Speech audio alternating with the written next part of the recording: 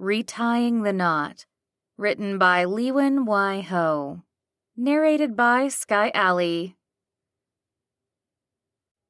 Chapter 1. Piper. Love is a lot like a toothache. It doesn't show up on x-rays, but you know it's there. Quote by George Burns. It's not every day that you get to gush over a hot guy with a stranger, but then again, today's not a typical day. He's so handsome, Piper! What's he saying now? Anna, who's also on the red eye from New York to California, asks, as she leans toward my tablet for a closer look.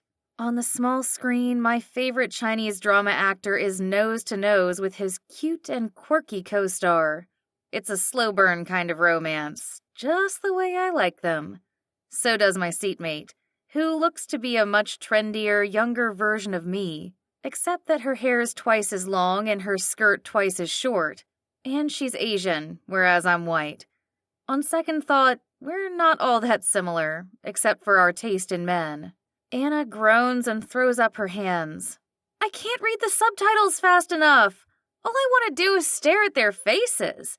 I can't get over how hot he is. She can say that again. Those broad shoulders, defined jawline, and sparkling smile remind me so much of someone from my past. Which is not the reason why I watch this show. At all.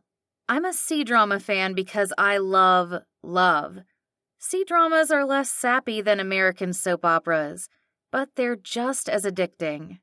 As a 40-year-old woman who's only been in love once in her life, these shows are the only way I experience romance these days. Which is pretty sad, considering I'm engaged.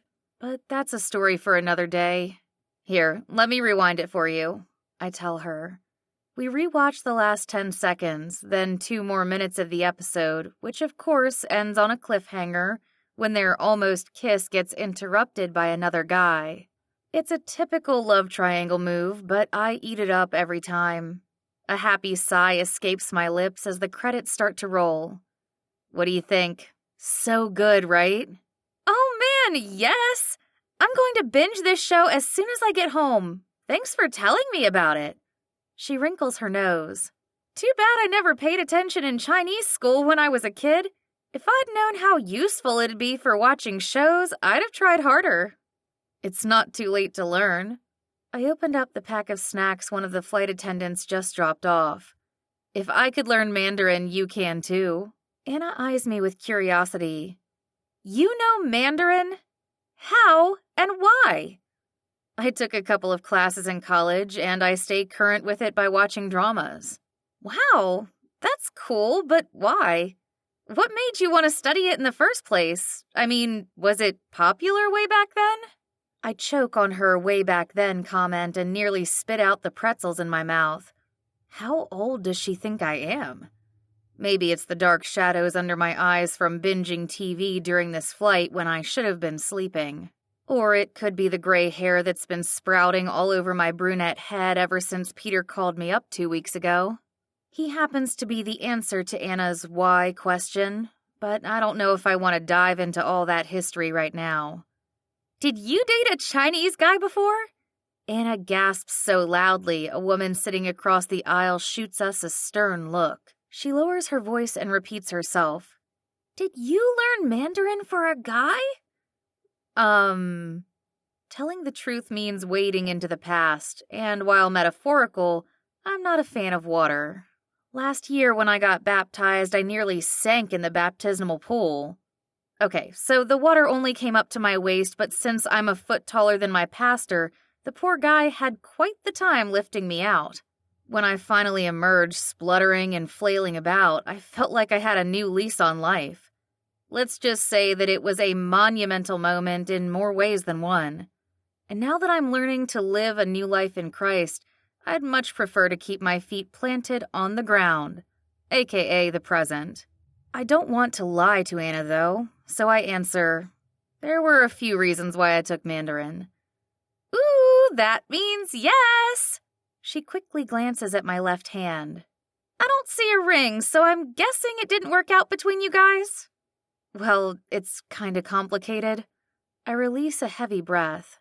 Complicated doesn't even begin to describe what happened between me and my former study partner. It's a really long story. I love long stories. You do? I used to beg my mom to read me the longest books possible at bedtime so I could avoid going to sleep. Hearing Anna mention her mom makes my chest twinge. Actually, any time I see parents with their little ones, I get a lump in my throat. It's not the best side effect considering I'm a pediatrician. Don't get me wrong, I adore kids of all ages, babies, toddlers, elementary-aged, even teens. The sadness comes from my longing to be a mom. Not just to have my name listed on someone's birth certificate, but to be involved in the day-to-day job of raising them. I lost my chance to do that these past 15 years, but God help me, I won't be missing out anymore. The main reason why I'm heading to my hometown of San Jose is to repair my relationship with Peter's daughter. Our daughter. Mimi's part of the long story that I'm currently trying oh so unsuccessfully to avoid telling. I'm starting to see that Anna's interest in drama extends to real life, namely my life. I fake a yawn and wish I still had the superpower I had in college of being able to fall asleep anytime, anywhere.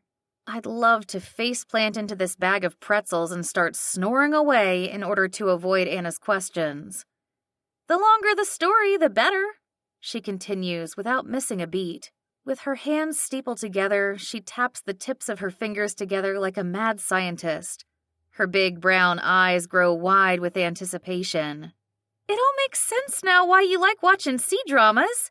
They remind you of your ex. I narrow my eyes at Anna. What did you say you do again? I cut hair.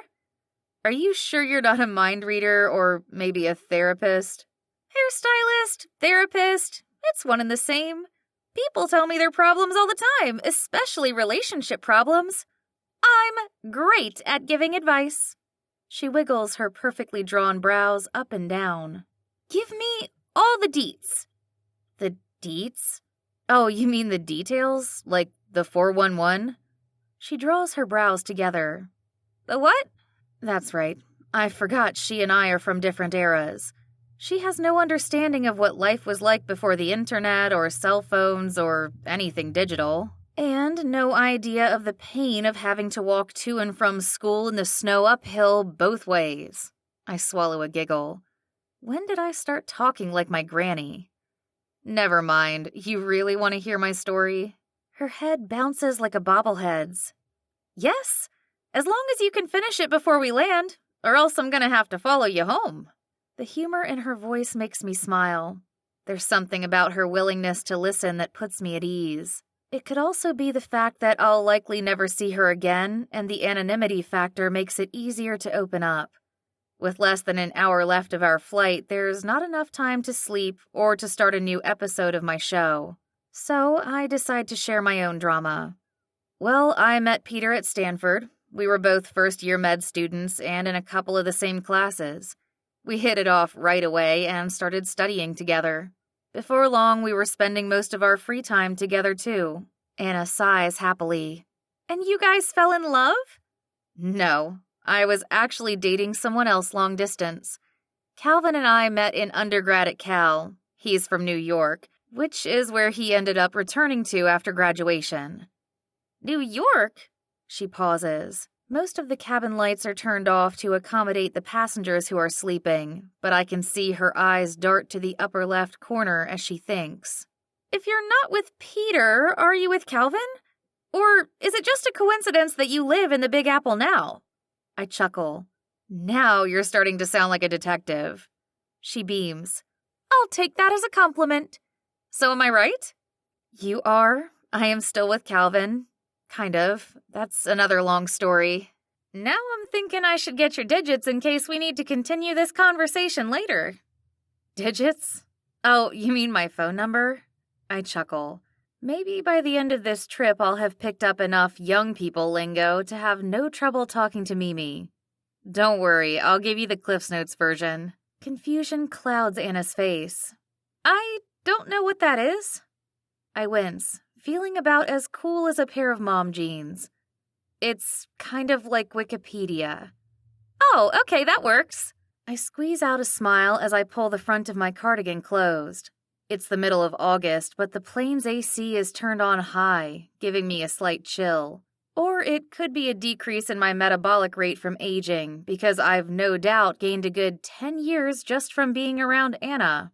Part of me can't wait to get off this plane so I can talk to people my age again. I'm sure my girlfriends will have a good laugh when I tell them all about this conversation later.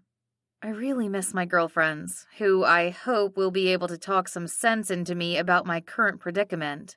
Speaking of, I take a deep breath and start giving Anna a rundown of my sad love life. Calvin and I broke up after my first year of med school. It was mutual, because we both knew long distance wasn't the most ideal situation. So we decided that if we were both still single later on, we'd revisit things and assess whether we'd get back together. You guys became each other's backup. I suppose you could say that. That's kinda brilliant. Brilliant? Not really. A pain in the behind, most definitely. But since this is the abridged version of my life, I keep those thoughts to myself. In my second year of med school, Peter's dad passed away. That was a really hard time for him, especially since his mom started matchmaking for him behind his back. The reason being, he needed a wife in order to receive his inheritance. Anna's mouth falls open. No way! Talk about feeling pressured! Pressured is the exact word for how stressed Peter felt back then. My heart still hurts today, remembering the pain in his face when he told me the news. If he didn't get married within 3 months, he'd lose everything to his uncle, including the house his mom lived in. That's cold. Why did his dad do something like that? Both of his parents were in on it. If I didn't know better, I'd say his mom was the mastermind behind the whole plan. Peter was an only child, so his parents wanted to make sure he carried on the family name. That's why I offered to marry him. You did what? On paper only? I put a finger to my lips to remind her to keep her voice down. The last thing I want is for the whole plane to hear about the worst mistake of my life. We were only going to be married for 6 months to fulfill the requirements of the will. But then... She leans in so closely I can smell the fruity scent of her lip gloss. I got pregnant. No! But you guys were just friends, right? Yes, just friends, which is why the whole thing got awkward really fast. My cheeks heat up thinking back to our wedding night. To this day, Peter and I have never talked about what happened, although we both know what happened.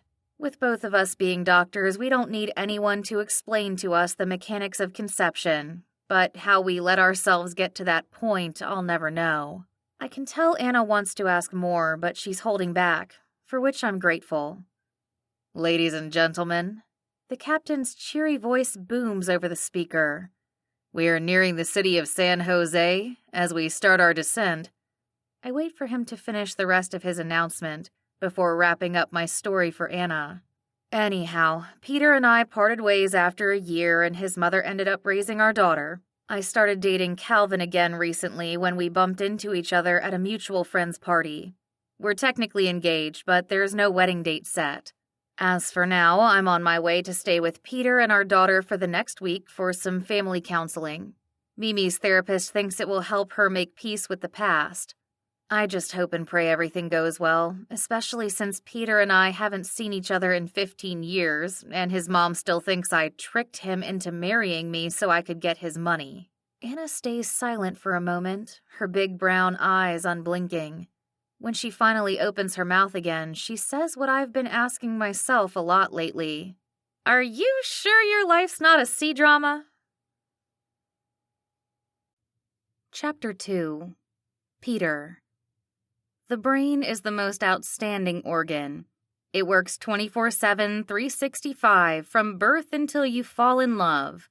Quote by Sophie Monroe. Maybe I should have worn the green tie instead of the blue. I stare down at the striped noose hanging around my neck and start adjusting the knot. I'm a bundle of nerves, much like how I felt on my wedding day almost 17 years ago. Back then, it was Piper, my best friend, who held my hand and told me not to worry. Well, if she'd known everything that would happen in the years to follow, she probably wouldn't have been so carefree. A fake marriage, a surprising wedding night, an even more unexpected pregnancy. And now I'm hoping Piper and I can just pick up where we left off before I moved to China, she left for New York, and we left our daughter to be raised by my mom. No wonder I'm close to hyperventilating. Bah, don't worry. The soothing, sweet voice comes from my daughter, our daughter, Mimi. At age 16, she's a lot more level-headed than her old man and a new but safe driver. When she offered to take us to the airport, I didn't hesitate to jump in the car. We've just parked in the short-term lot and are minutes closer to seeing Piper. Mimi turns to me and places her hand on my arm. You look great. Mom's going to think so too. Yeah? I sure hope so. The last time she saw me, I had a lot more hair, and I could pull off a pair of skinny jeans. Mimi gives me a horrified look. No offense, but I don't think skinny jeans were made for dads. I suppose it's a good thing, then, that I much prefer being a dad. Not that I have had the best track record as a father, but I'm determined to make up for lost time.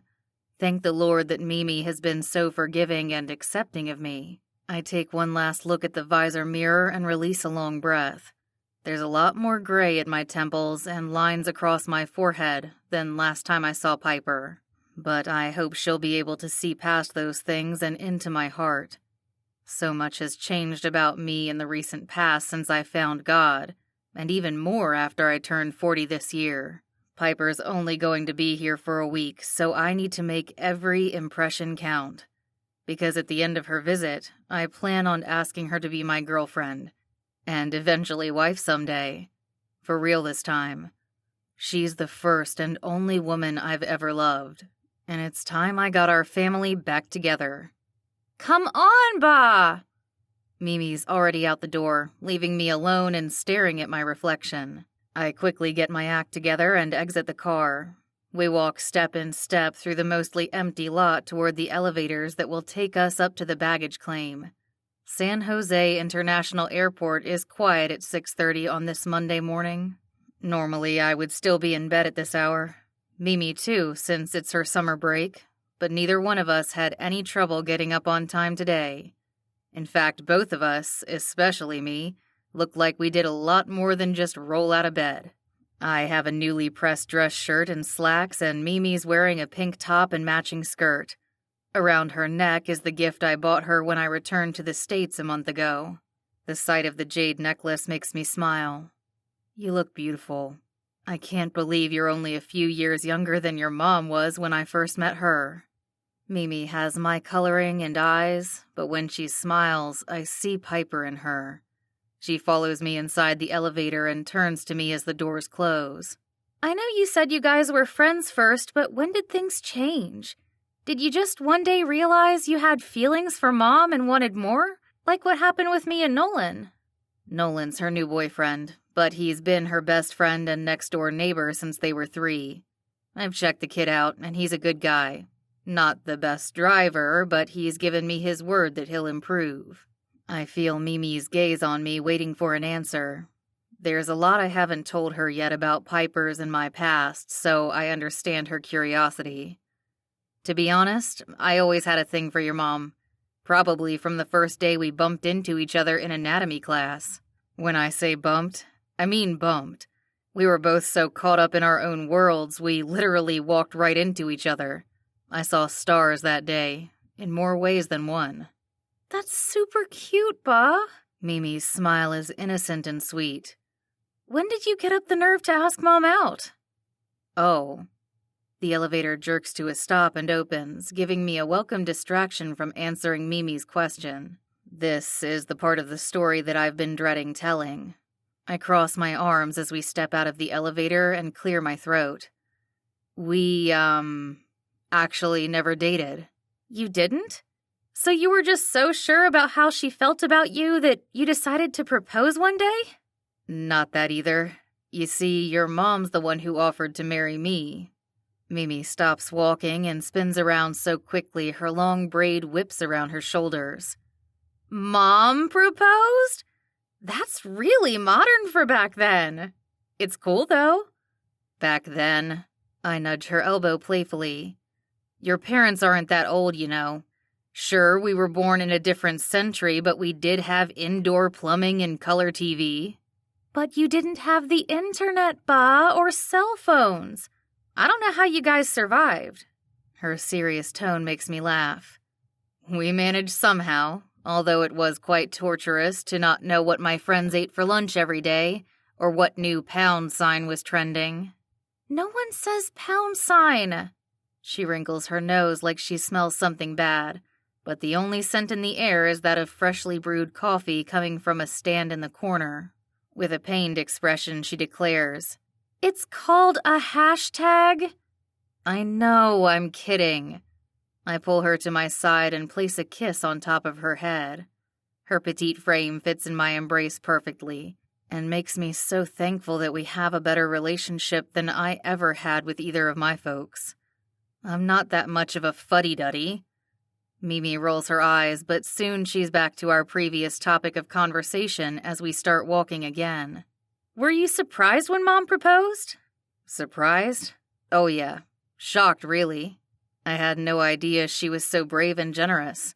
I mean, she'd always been a great friend, but what she did was beyond the bounds of friendship.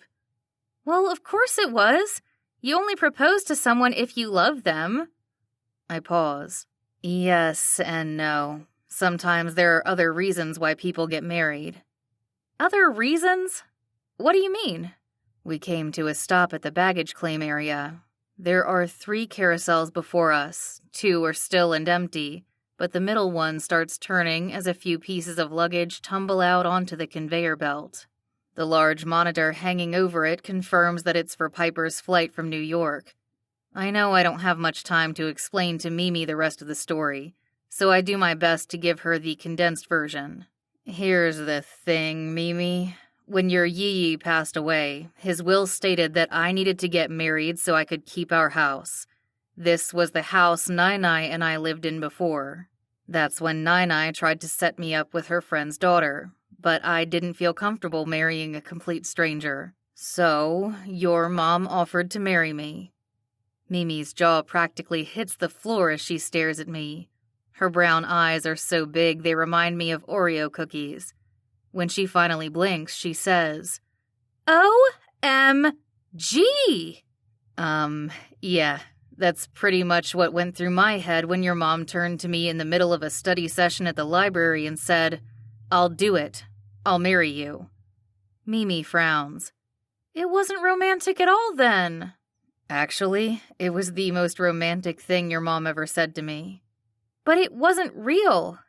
Her intentions were real. I knew in that moment that she was the best friend I had ever had. She was willing to give up 6 months of her life for me. That's how long we needed to stay married so I could get my inheritance. But then... I'm dreading what I'm about to say and how Mimi will react, but I owe her the truth. I swallow hard and force out a smile. Well, then you happened. But how? How? Yeah, how did I happen? My chest constricts and it's hard to breathe. I knew dropping back into Mimi's life out of the blue and trying to take on this parenting role would be hard, but I am not prepared for this. Where's the manual that tells you how to explain the birds and the bees in the middle of an airport baggage claim? I rub my hands up and down my face and force myself to take deep breaths. Should I try to stall and wait for Piper to explain the details? Or do I man up and take a shot at it? God, I could sure use some help right now. Ba, are you okay? Huh? I lower my hands, then wipe them on the front of my pants. Funny how one measly little question has me sweating more than all the times I've performed eye surgery. I quickly nod. I'm fine. Couldn't be better. It's just that I wasn't prepared to answer this question for a long time. A long, long time. Preferably never. Mimi's brows shot up. Oh, ew, no, I didn't mean it like that. I know how babies are made. You do? She gives me a look that immediately makes me feel old and uncool. I almost want to cheer because it's the first time Mimi's shown any annoyance toward me, and it makes me feel like I've earned my parenting stripes. But just as quickly, my enthusiasm falls away. You and Nolan don't engage in that kind of, activity, do you? Bob, please! Her cheeks darken. We don't do anything more than kiss. He's a gentleman. He'd never push me to do anything I don't want to. My lungs start expanding again. Good. Great. Just make sure you don't do anything related to that until you're at least 30. And married. Definitely wait until you're married. Okay, Ba. Mimi is kind enough to not roll her eyes. Instead, she narrows them and asks, How did I happen if you and Mom were only friends? That is a very good question. I pause to run a hand through my hair, then adjust my tie and fidget with my watch. Whatever I can do to avoid answering. It's so obvious that I'm stalling, but I have no shame. I have no answers either, until I spot a familiar face at the baggage carousel that makes my knees go weak. Piper. Seeing her makes all the years and distance melt away. She's grown more beautiful with time, and I can't wait to tell her how much I've missed her, and to work on getting our family back. I also hope she's better at parenting than I am. Look, Mimi, there's your mom. She'll answer your question. Chapter 3. Piper.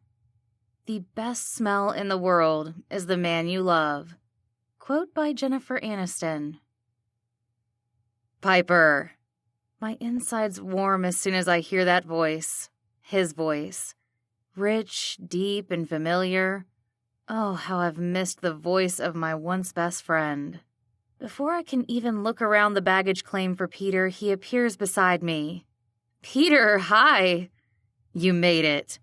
Yep, I'm here. The sight of his chocolate brown eyes and eager smile transports me to another time and place. I instantly feel 21 again, and the worries I had about seeing him disappear. There's no awkwardness at all, and all I want to do is throw my arms around him and apologize for not keeping in touch, and give him a big, "Ooh, he is cute!"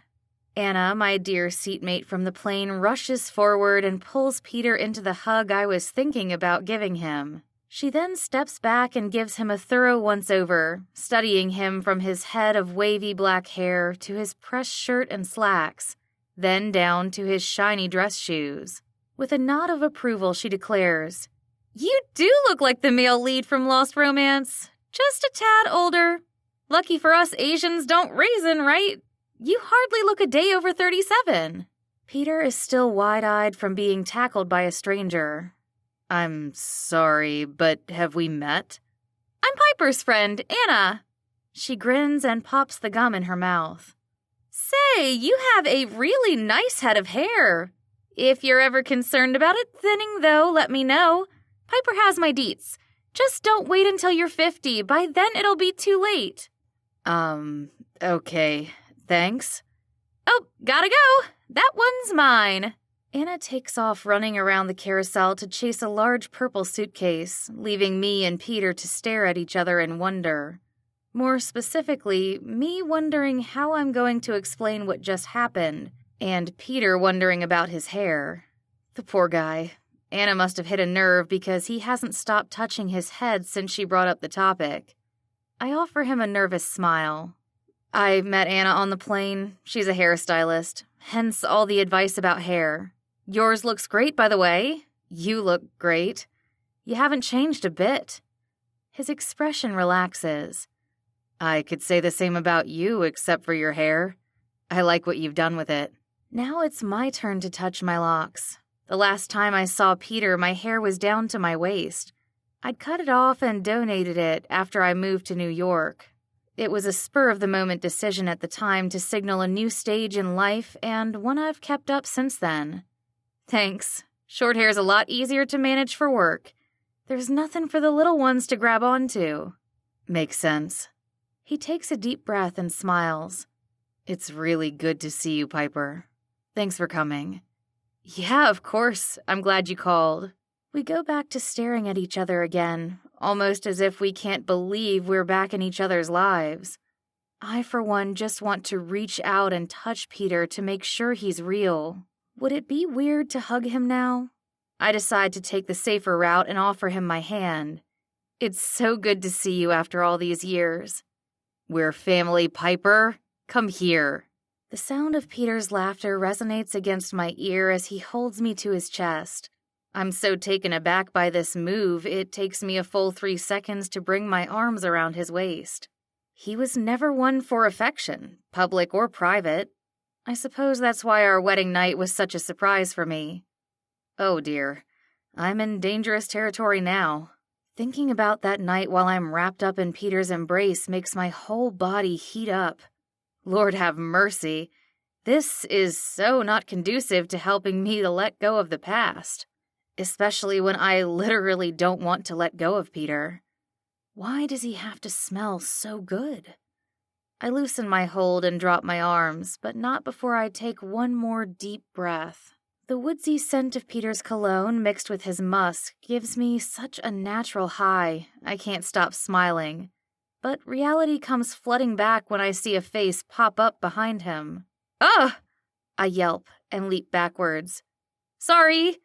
The teen girl who emerges is about my height, with dark brown hair and bright eyes. She's chewing on her lower lip the same way that I do when I'm unsure.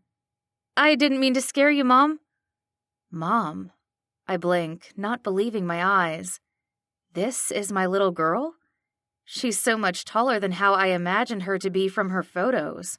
I'm in awe of how grown-up she looks, and slightly mortified that she might have caught me sniffing her dad. Mimi, is that you? I didn't know you'd be coming to pick me up, but I'm so glad you did. Peter puts his arm around Mimi with a proud smile. It's her. She's beautiful, isn't she? Yes, so beautiful. And just like that, I fall apart. Maybe it's the exhaustion from the flight coupled with my embarrassment, or just the overwhelming joy of seeing my daughter in person. But I start bawling. Oh my goodness, can I give you a hug? Sure? I have to give Mimi credit. She not only opens her arms to me, but she hugs me back. If I were her, I'd have run for the hills, or at least the closest terminal and hopped on to the next flight out of here. I'm crying so hard I'm scaring myself, but she's taking it all in stride, which makes me hug her tighter. I've missed you so much. I've missed you too, Mom. Her voice breaks, and soon she's sniffling too. Thanks for coming. I wouldn't have missed this for the world. I take a few seconds to catch my breath. I'm so sorry I didn't come sooner. It's okay. I get why you didn't. Ba just told me your marriage wasn't real. Everything's starting to make sense now, like why Nai was the one who raised me. I wince and pull back to meet her gaze. Things did get kind of complicated, as I'm sure you can imagine. But you were the best thing, the very best thing to happen to us. Absolutely. Peter steps forward and places his arms around both of us. The best gift God could have given us. Mimi looks back and forth between Peter and me. She has the sweetest smile that makes my heart swell and ache at the same time. I wish I could capture it and carry it with me everywhere I go. That and a bottle of Peter's scent. The latter only for nostalgia's sake, of course, and nothing more. Otherwise, it would be highly inappropriate. Like what transpired on our wedding night. That memory makes my face heat up and my insides twist with contradicting desires. Why is it that I want to glue Peter's arm to my shoulders and also run away from him at the same time? Hey, is that your luggage? Peter points to a blue carry-on with a bright yellow ribbon tied to its handle. I'd recognize your trademark ribbon anywhere. I breathe easier when he drops his arm. Yes, that's one of them. I have a bigger one too, just like it. I'll go grab them while you ladies catch up. He then surprises me by kissing the top of my head before he walks away. My jaw drops. Did he just kiss me? Mimi giggles. I think Ba meant to kiss me, but he got confused. He's not used to waking up this early. Oh, right. That makes sense. I shake my head to clear any ridiculous notions trying to creep into my mind. Peter asked me to come to California for our daughter's sake. Nothing else. I'm sure of this. If he had wanted a relationship, he wouldn't have left me and Mimi with his mom and taken off to China to start a new life. My chest twinges at the memory. It took me a long while to forgive him for that, but I don't hold it against him anymore. I can't blame him for wanting to escape his mom's overbearing clutches. Influence. She's the reason I stayed away so long. Speaking of, I turn to Mimi and ask, "Your Nine-Eyes still in China, right?" "Yeah, she won't be back for another 2 weeks." Thank you, Lord. I mutter the prayer under my breath, but Mimi hears me anyway. Does she scare you too? Scare me? I scoff. Just the thought of my ex-mother-in-law suspecting me of speaking badly about her behind her back sends a shiver down my spine. I've followed her rules to a T since I left California. Send money every first of the month and only call Mimi on her birthday and holidays. So I should be in her good graces. Still, I put on a brave face and shake my head. Your Nine-Eyes barely 5 feet tall. Why would I be scared of her? Mimi quirks an eyebrow, telling me she doesn't buy my story. Okay, yes, your Nine-Eyes scares me, I admit with a shudder. I'm pretty sure she's the reason why antacid was invented. I know she has good intentions behind the things she says and does, just not the best way of presenting them. I gasp as I remember Mimi's question. Oh, sweetheart, does she scare you too? I thought she'd be kinder with you since you're her flesh and blood. She's gotten better since Ba came back. Her answer doesn't do much to make me feel better. I had thought I was doing the right thing by leaving Mimi with her grandmother. Nine-Eye was so much better at calming a colicky baby, and she made sure I knew that. I trusted her parenting skills, especially since I'd been raised by my own grandmother after both my parents couldn't care for me. I assumed Mimi and her grandmother would have the same great relationship that my granny and I have. Apparently, my granny and Mimi's were not cut from the same mold. My heart grows heavy as it becomes clearer why my daughter needs therapy. At this rate, I'm gonna need some too with all the guilt I carry. Is there any chance we can get a BOGO deal? Hey, Piper, I can't find your luggage. Peter's back with only one in tow.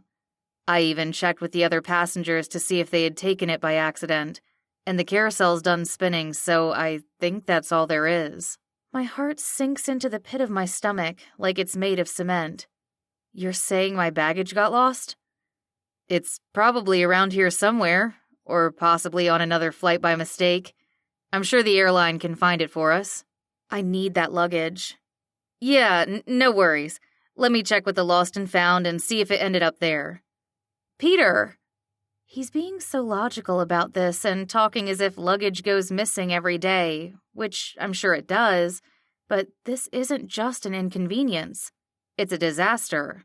I grab a hold of his arm as my heart leaps into my throat and threatens to bring the pretzels I ate earlier with it. You don't understand. I have something very valuable in there. If I lose it... Peter and Mimi furrow their brows at the same time. If this weren't such a dire situation, I'd take my phone out and take a picture of their adorable selves. But there's not a second to spare. I suppose it's time I tell them both the truth. You see, there's a ring in that luggage. My engagement ring. Chapter 4. Peter. My love life is like a piece of Swiss cheese. Most of it's missing, and what's there stinks. Quote by Joan Rivers. It's a sad day when you realize your teenage daughter has a better love life than you do. Feel free to pick what you like. I instruct Piper, Mimi, and Mimi's boyfriend Nolan, who is seated with us at a Chinese restaurant near our house. After filing a missing luggage claim at the airport, we picked up Nolan before heading to brunch. Mimi and Nolan haven't stopped holding hands since we sat down. It's both sweet and frustrating to watch them interact on the other side of the table. Not because of their relationship, but because of mine. Or my lack of one. I cannot believe Piper, my Piper, is engaged. So much for my grand plan of pursuing her. The only thing I can do now is lick my wounds and be grateful that I hadn't made a fool of myself yet. Talk about being presumptuous. Why am I surprised that some other guys already won Piper's heart? I couldn't have expected her to stay single forever. Now what am I supposed to do, Lord? I haven't had dim sum in so long, Piper exclaims when a server approaches us pushing a metal cart loaded with small bamboo steamers. The savory smells of soy sauce mixed with different meats waft over the table. She leans over to take a look as the older woman lifts each lid to introduce the dishes to us. Piper gives me a questioning glance. What would you like, Peter? Isn't that the question of the hour? What would I like? Plainly speaking, I want a second chance with my ex-not-a-wife wife. Instead, here I am having to order food when I have no appetite to eat it. Anything's fine. Piper goes about pointing at several of the steamers, then waits for the kids to pick some too. When the server places them on the table, my eyes grow wide.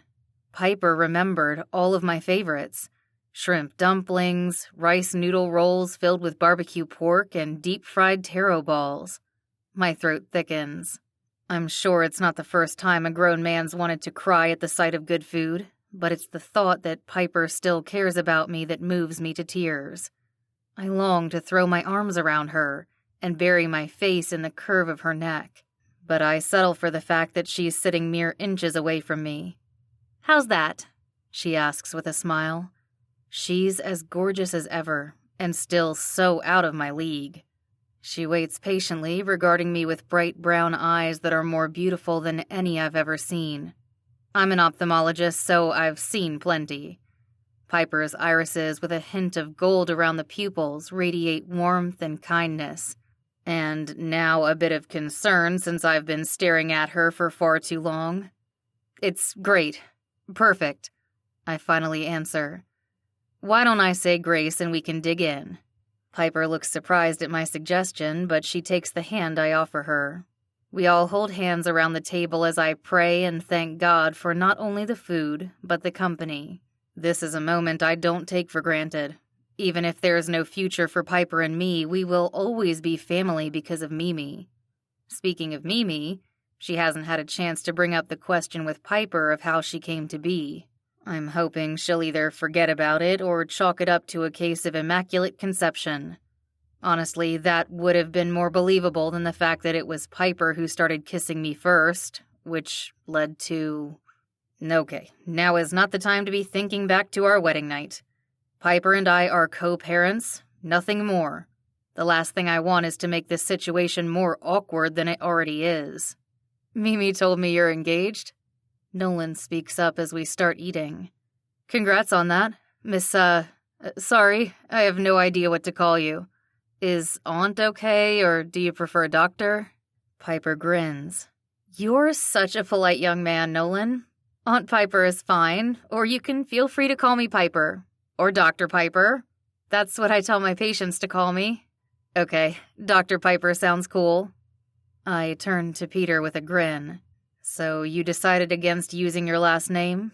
I remember that was your big dilemma when we were in med school, how you were going to survive being known as Dr. Pitts. Nolan chokes on the ice water he's drinking. His face turns bright red and his lanky frame starts to shake as he holds back his laughter. The kid's attempt is unsuccessful, but I have to give him props for trying. Mimi shoots him a disapproving look. No, it's not nice to laugh. Sorry, I didn't mean to, but you gotta admit, it's kind of funny. Piper joins in with a chuckle and a wave of her hand. By all means, go ahead and laugh. That's the only way I made it through elementary school. She wrinkles her nose at me. The hospital where I work insists on printing last names on our badges, so I can't really escape it. But it makes the kids laugh, which is better than having them cry when they come see me. I guess that won't be a problem for much longer, assuming you're changing your name when you get married. Oh, maybe. I haven't thought that far yet. You haven't? You changed it when we were married and that wasn't even... I cut myself off when I realize I'm entering uncomfortable territory. While I bet Mimi has already told Nolan everything, she had been texting him furiously before we picked him up. I'm not sure I want to bring up the past with him here. I'm already worried about how much credibility I've lost in his eyes now that he knows Piper's and my marriage was fake, yet we still got pregnant. Yeah, we're definitely not going there. I clear my throat and manage a small smile. Well, regardless of what you decide, Piper, I'm happy for you. Thanks. Who's the lucky guy? My question catches her at a bad time. As soon as my last word is out of my mouth, she sticks a shrimp dumpling into hers. The whole thing at once. Her cheeks puff up as she chews and chews and chews. She raises a finger to tell me to hold on, so I try to be polite and not stare, but it's hard to look away. I'm partly fascinated by the movement of her mouth and partly worried that she'll choke. Good thing I know the Heimlich maneuver, although I'd much rather do CPR. Sigh. I force my gaze away from her lips and stop thinking about what mine want to do. God help me. The spirit is willing, but my flesh is oh so weak. I'm like putty when it comes to Piper. It's cliché, but she's everything I never knew I wanted in a woman. I was the epitome of nerdiness when we met in med school, with my nose always stuck in a book and not a care in the world about the opposite sex. All that changed when I met Piper. We both geeked out over the gut microbiome and could talk for hours without pause. I fell for her beauty and her brains, but most of all her heart. Neither of us were Christians back then, but she taught me more about unconditional love than my own parents did. I suppose if there's anything I can do in return now, it's to share God's love and truth with her, and to stop thinking about kissing her. Sigh. 1 out of 2 ain't bad, right? Just when I think Piper's avoiding my question, she finally says, Claven? At least that's what it sounds like to me. It's hard to make out the name because as soon as she spits it out, she's chugging her tea like a camel. Or how I imagine a desert animal would chug tea. Sorry, I didn't catch what you said. I refill her porcelain teacup when she sets it down. Cayman? It's I know my eyesight's not as good as it used to be, but is my hearing going too? Or is Piper purposely mumbling the word? Callum? Mimi pipes up, trying to help. Like the singer Callum Scott? That's when I notice that both she and Nolan are watching us so intently they've set their chopsticks down. Oh wait, I know. Nolan suddenly exclaims. Calvin, did I get it right, Dr. Piper? Piper nods. That's it. Good guess. Calvin, I scoff. I never would have guessed that. Calvin. That's not even close. I don't know why I'm making such a big deal out of a name, but this matter somehow feels personal. I suppose it became personal when this Calvin guy decided to propose to my Piper. My Piper, as in the mother of my child Piper, not the woman I want to marry Piper. I'm sure that if I keep reminding myself of this fact, I'll stop wanting a future with her. Yeah, I wouldn't bet on it either. What I do want to bet on is the high likelihood that this Calvin isn't good enough for my Piper. I start shooting out questions to prove I'm right. How do you and this Calvin meet? What does he do for a living? Does he own his own home and have a retirement plan in place? Does he treat you well? Piper's brows shoot up high on her forehead. Wow, you're going full dad mode on me. Did you grill Nolan like this too? Mimi winces, then whispers. He kinda did. Come on, it wasn't that bad, I insist. Was I that bad, Nolan? No, sir, Dr. Liu, sir. See? I give Piper a cheeky grin. I only grill because I care. You're the mother of my child. Of course I'm interested in who you're marrying. Piper's expression hardens. I appreciate your concern, Peter, but I'm a grown woman. I can handle making my own decisions. I didn't say you couldn't. I may not have a stellar track record when it comes to relationships, but I know what I'm doing. Now it's my turn to raise my brows. I didn't mean to imply that you didn't. Okay, good. Okay, good. She stuffs another dumpling into her mouth, apparently signaling the end of the conversation. I do the same. We both sit there chewing and avoiding one another's eyes. Mimi and Nolan stare at us from across the table in silence, but they're talking to each other with a language that's all their own. A wiggle of a brow, a slight shrug of the shoulder, a pursing of the lips. Somehow they're able to communicate without any words. I wish I could read Piper just as well, or even half as well. I have no idea what's come over her. This isn't the sweet, easygoing woman I once knew. The only time I remember her ever being this defensive was when she dated that pompous jerk. Calvin? You're not referring to your ex-boyfriend, Calvin, are you? Piper stuffs a taro ball into her mouth. How timely. I'm starting to understand her unspoken language and the answer to my question. It is Calvin. Why in the world are you marrying him? Chapter 5. Piper. Marriage is like twirling a baton, turning a handspring, or eating with chopsticks. It looks easy until you try it. Quote by Helen Rowland. Apparently, I didn't lose all of my baggage today. As soon as Peter referred to me as the mother of his child, all the emotions I thought I'd long ago buried rose to the surface. Okay, rose is an understatement. It was more like a surge of a 100-foot wave caused by an eruption in my heart. Sounds a tad dramatic, I know. But what happened between us is on par with the most dramatic of sea dramas. It makes sense that I still have some resentment toward Peter for leaving me. I thought we were friends. Best friends. So for him to claim to only care about me for Mimi's sake is a low blow. What's worse is that I can't even enjoy all this delicious dim sum now that my mood has soured. The taro ball in my mouth suddenly tastes bland, especially once Peter figures out that I'm engaged to the guy he once dubbed Stage 5 Clinger. He used to act like he had a personal vendetta against Calvin, as if he were the big bad wolf that he had to protect me from. In reality, Peter was the one who became a grumpy, irritating beast at the mere mention of Calvin's name. Turns out, not much has changed.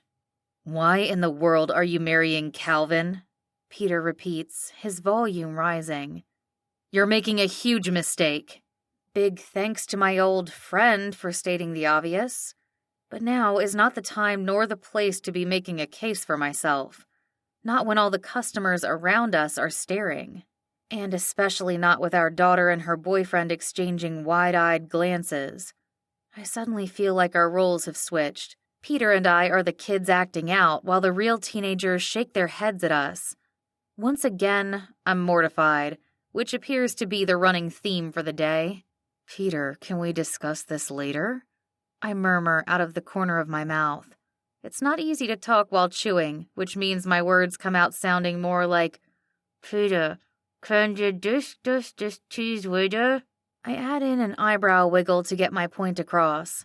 We used to communicate like this once upon a time from across a room. In that pre-cell phone era, this had been the easiest way for us to signal to each other to meet up after class. One eyebrow wiggle for another, but all I get now is a caveman-like grunt. Peter leans back in his chair and crosses his arms. Against my will, I am momentarily distracted by the bulge of his biceps straining against his shirt sleeves. He'd been fit during med school, but that was more of a lanky, surviving on ramen and 3 hours of sleep kind of fit. The man sitting beside me is all muscle. And those same muscly arms that had been wrapped around me earlier in a warm embrace are now locked together to keep me away. Again. Solomon was right when he wrote in the book of Ecclesiastes that there is nothing new under the sun. Just tell me one thing, Piper. Is he still the jealous and insecure type? Because that's not the kind of man you want to marry. Peter, please. I'm trying to help you. You broke up with him for a reason, remember? I didn't call him Stage 5 for nothing. Stage 5? Mimi asks Nolan. I think he means Stage 5 clinger. You know, a person you can't shake no matter how much you try. Oh, It's kind of a cool name. Thank you. Peter has the gall to flash Nolan a cheeky grin. Then he turns to me and brags. Nolan likes the name I came up with. No offense to Nolan, but I roll my eyes. It's not nice to call people names, Peter.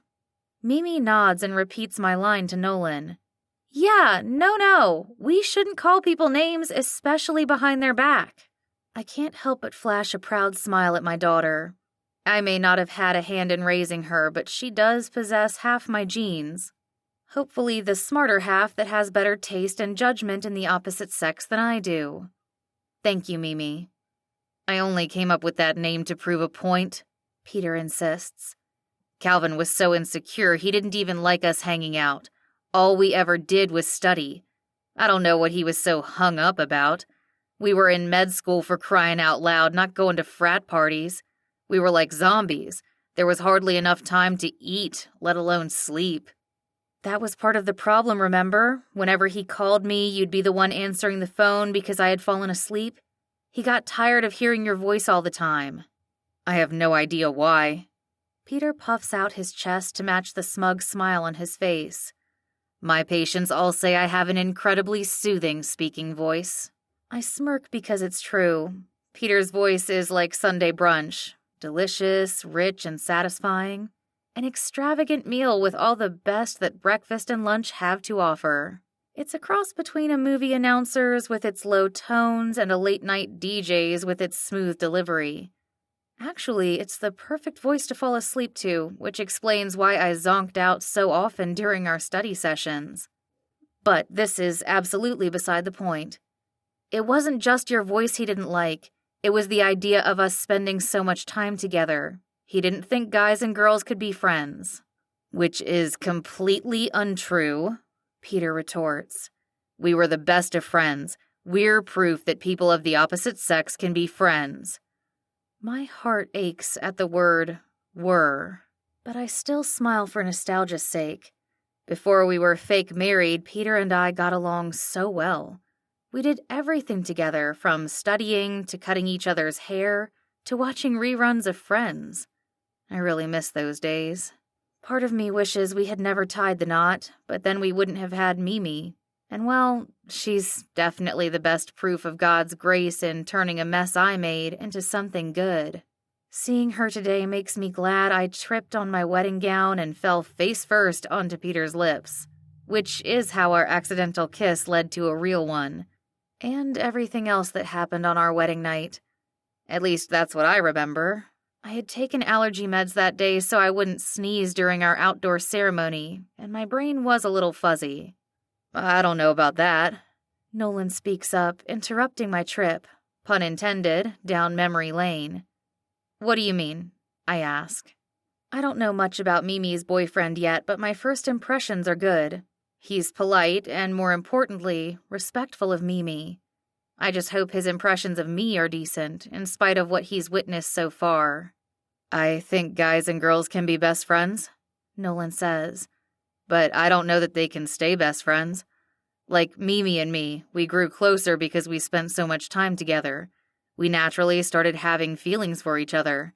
It was a no-brainer that things would change between us. I'd have to agree, Mimi adds. She smiles shyly as her cheeks pinken. I'm not saying it's impossible. I just don't think it's realistic. I mean, somewhere along the way, you can't help but see the other person as something more than a best friend. Isn't that what happened with you guys? Why else would I be here? Nolan smirks. Good point, Memes. Good point indeed. I can't believe Peter and I are being schooled by kids half our age, and on the topic of relationships, no less. I swallow hard as my heart pounds. We're venturing into uncomfortable territory now, like swimming with sharks territory. I don't know what to say, so I turn to Peter. I wish the look on his face gave me confidence that he's got a brilliant answer up his sleeve, but apparently there's no room for anything else but his bicep under that shirt. Peter clears his throat and smiles sheepishly. You're as smart as your mom, Mimi. Nothing gets past you. Mimi shrugs. I guess I just want to know if... Well, I know that I was an accident, but was I... Did you guys... She wrinkles her nose as her blush deepens. Never mind. What is it, sweetheart? It hurts my heart to see Mimi holding back. I can only assume from what she said earlier about her grandmother that she keeps a lot of thoughts and opinions to herself.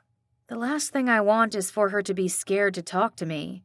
I give her an encouraging smile. You can say whatever you're thinking. Mimi hesitates as she chews on her lip. I just want to know... Nolan places his hand over hers on the table, and they exchange a quick smile. What Mimi's trying to ask is if you guys loved each other when you made her. Oh. Peter and I exclaim at the same time. He then shoots me a look that tells me he's found himself in the same shark tank as me, except that his half of the water is boiling hot, because he's as red as the barbecue pork on his plate. At least I'm not the only member of the Mortification Club today. Peter recovers faster than I do.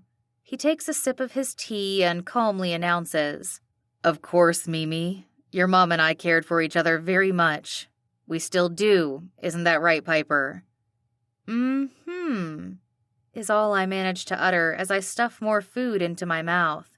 For some reason, a boulder of disappointment settles in my stomach. I guess Peter's answer isn't what I expected. I mean, what girl wants to hear that the guy she was in love with cared for her? Caring is bringing a friend soup when she's sick or helping to change her flat tire.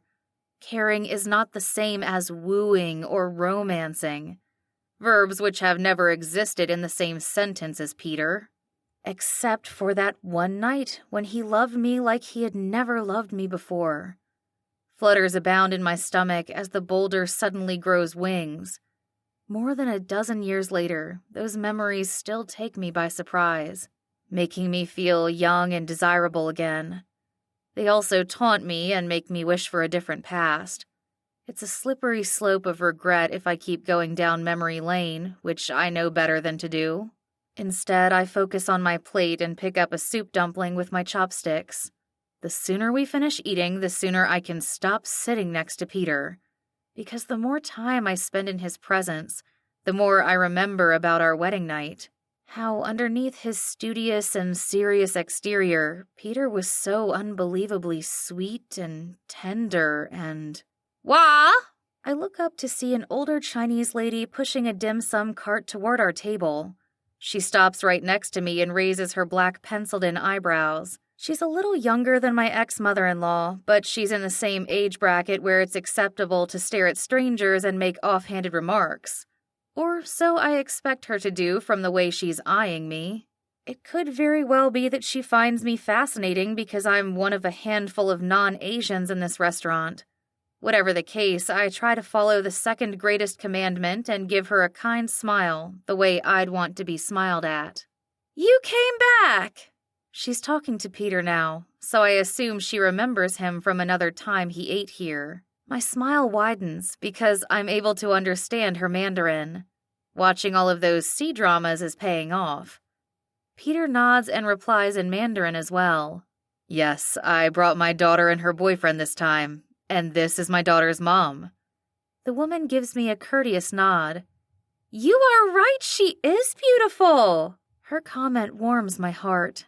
Does this mean Peter talked about me before? Not only that, but he called me beautiful. I want to interrupt and ask them, but my spoken Mandarin is lacking compared to my comprehension skills. She offers Peter a bright smile and remarks, You are a lucky man. You better hold on to her. Too bad she's only here for a week. Peter glances at me quickly. There's a sadness in his eyes that I don't expect. Then he gives the most confusing answer. I burin shi. The woman offers him a look of pity that has me scratching my head. Where's Google Translate when I need it? Chapter 6. Peter. For marriage to be a success, every woman and every man should have their own bathroom. The end. Quote by Catherine Zeta-Jones. Today is the longest day ever. It even beats those days of residency when I worked countless hours at a stretch, went to sleep, and woke up the next day to do the same. I'm exhausted. Not only physically, but emotionally and mentally too. And it's only 2 in the afternoon. After our eventful brunch with Mimi and Nolan, we are now hanging out at Nolan's place. I give Piper a tour of the house. I figure that she's probably tired too, from traveling and all the interrogating from our teenage chaperones. Honestly, that's what our meal felt like. So I plan on giving her some time to rest. I think a break would be good for me too, so I can come up with a plan. Because I can't let her marry Calvin. Here's the living room, and the kitchen is over there. I point in different directions as we walk through the first floor. It's a cozy home with more Chinese decor than I care for. We're talking red silk pillows and large porcelain vases. But my mother's had full reign over it for so long, I don't see things changing anytime soon. I did hang up some framed school pictures of Mimi on the walls recently to make the place homier. Piper has her attention on one as I tell her, "Make yourself at home. Feel free to eat whatever's in the fridge. You have full access to the remote, too." Full access. She turns around. "You sure about that? I seem to recall someone being very particular about having to watch Jeopardy every night." Piper's lighthearted tone gets me to smile. I'm relieved that she's feeling comfortable enough to joke around. I'm a big boy now. I've learned there's more to life than trivia games. Honestly, sharing a TV is nothing compared to having to share a bathroom with a teenage girl. I'm kidding.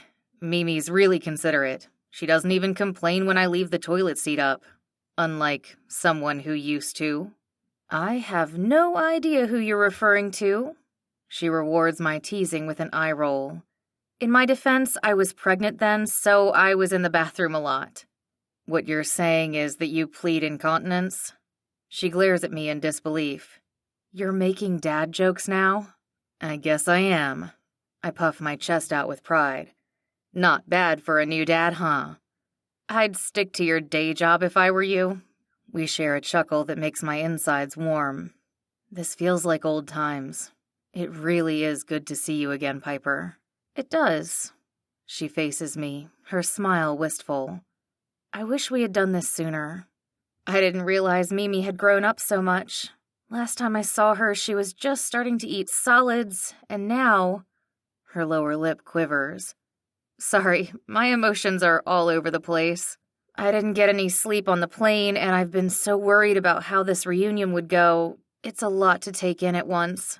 "You don't have to apologize." I want to pull her close and hold her while she cries, but I hesitate, knowing that she's engaged. Instead, I give her a light but somewhat awkward pat on the shoulder. "How about you take a nap? When you wake up, Mimi will be home and we can have dinner together." "That sounds good. Maybe by then the airline will call with news about my luggage so I don't have to turn my underwear inside out and rewear it." I smirk. "You don't want to relive our med school days?" Her brown eyes grow wide.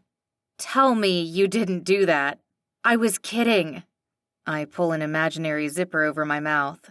"Let's just say that my hygiene back then was not the best." "But you smelled so good all the time." She drops her gaze to the cream-colored carpet leading to the stairs. What I mean is that you didn't smell like you wore day-old underwear." "I'm glad you only thought it was a day old," I quip. Inside, I'm secretly pleased to hear that she thought I smelled good. "It only happened a handful of times, usually after I fell asleep on your couch when we pulled an all-nighter." She lifts her head to meet my eyes.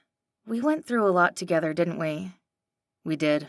Lots of study sessions, lots of coffee. Don't forget anatomy lab." She shudders. "I had to wash my hair 3 times afterwards just to get the smell of formaldehyde out." "And O-Chem?" "Oh, man. O-Chem." She cringes. "That was the worst. You were the only reason I made it through that class alive. When I say I owe my medical degree to you, I'm only slightly exaggerating." I scoff. "You aced that class. I was the one who needed help from you." "We both helped each other out." "Yes, but you more so than me." "No way, it was equal. We were always there for each other." "I'm not just talking about school." I pause, wondering if I'm saying too much, but I don't care. My heart is too full of gratitude to keep quiet. You offered to marry me, Piper. Oh, that's what you're talking about. She shrugs. I'm sure you would have done the same for me if the tables had been turned. But you did something I could never do for you. You carried my child for 9 months. Well, that was more of a team effort. She clamps a hand over her mouth. I'm talking about the pregnancy. Like, how well you took care of me during that time by buying ice cream for me in the middle of the night and massaging my swollen feet. Not the part about us doing you-know-what that got me pregnant. She giggles nervously. I'm so tired. I'm not making much sense. Care to show me to my room?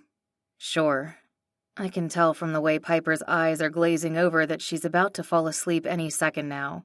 It's a look I remember from our med school days, and also the month after Mimi was born, when both of us were greatly sleep-deprived. She's at the point where her filters are coming down and she blurts out whatever's on her mind. I kind of enjoy these moments and wish she'd say more, but it's time to get her to bed. Her bed, not mine. Well, technically speaking, it is my bed, but it'll be Piper's for the duration of her visit. Hers and hers alone. God help me. All this talk about our past has my guard coming down, too. I say a prayer for wisdom and self-control and anything else that will keep me from doing or saying something I'll regret. Right this way, I tell Piper as I head upstairs. She follows me along the darkened stairway that leads to a brightly lit second level. Sunlight streams in from the windows along the hall that leads to the bedrooms. I introduce each one as we walk by. On the left is the master bedroom where my mom stays.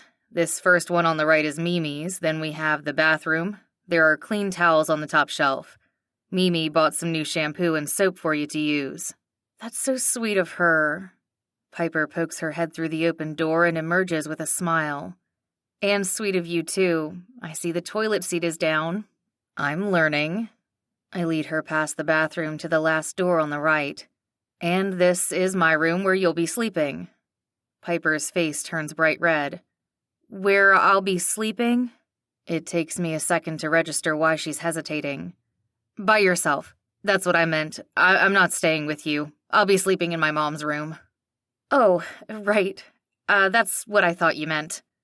Inside is a simple room with a queen-sized bed and a white wooden dresser. The walls are a light turquoise that I just painted recently to match the bedspread and rug that Mimi helped me pick out.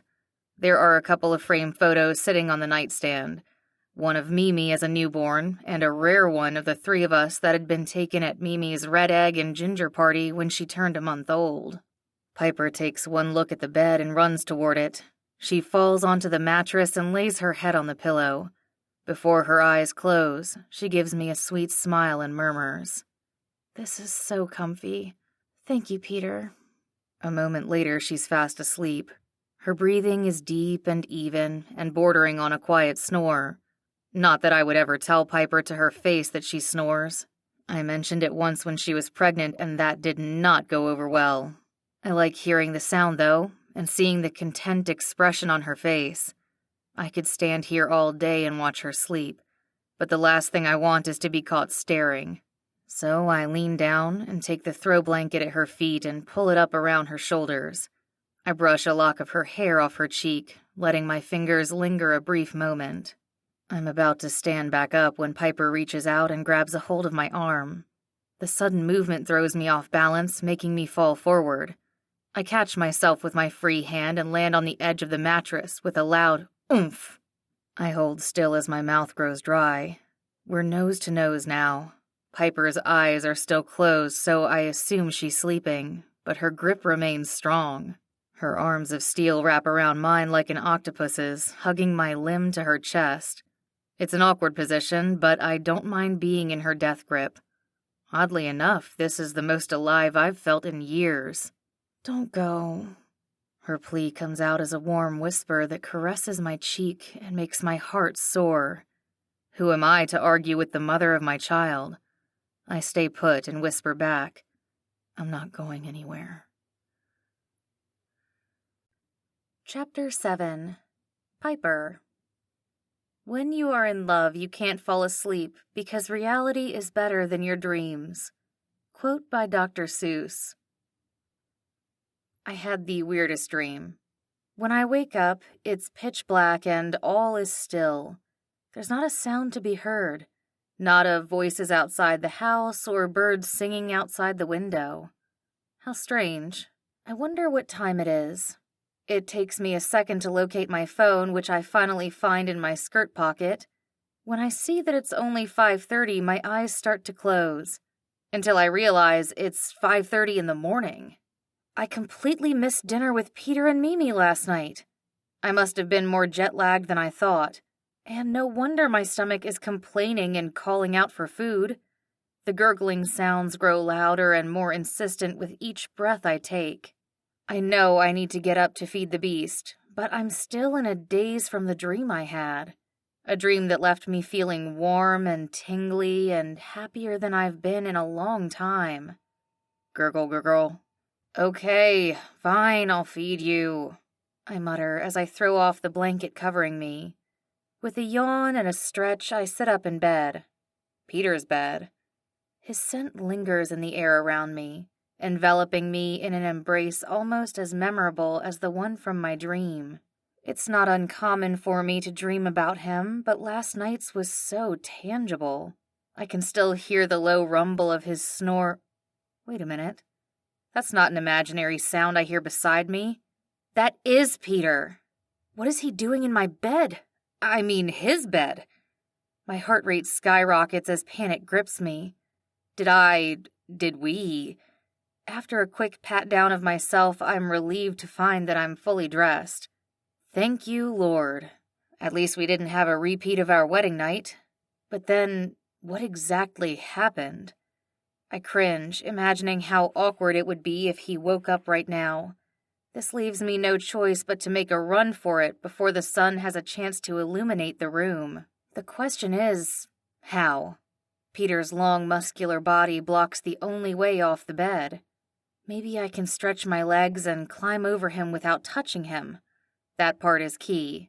Peter's such a light sleeper. He used to joke when we were married that my so-called snoring kept him up all night, and that was from the next room. I'm surprised my growling stomach hasn't woken him up already. There's no time to waste. I slowly get on my hands and knees, careful not to shake the mattress. I crawl to the lower half of the bed where Peter's feet are, figuring that will be the easiest and safest area to launch myself over. In my mind, I have it all worked out.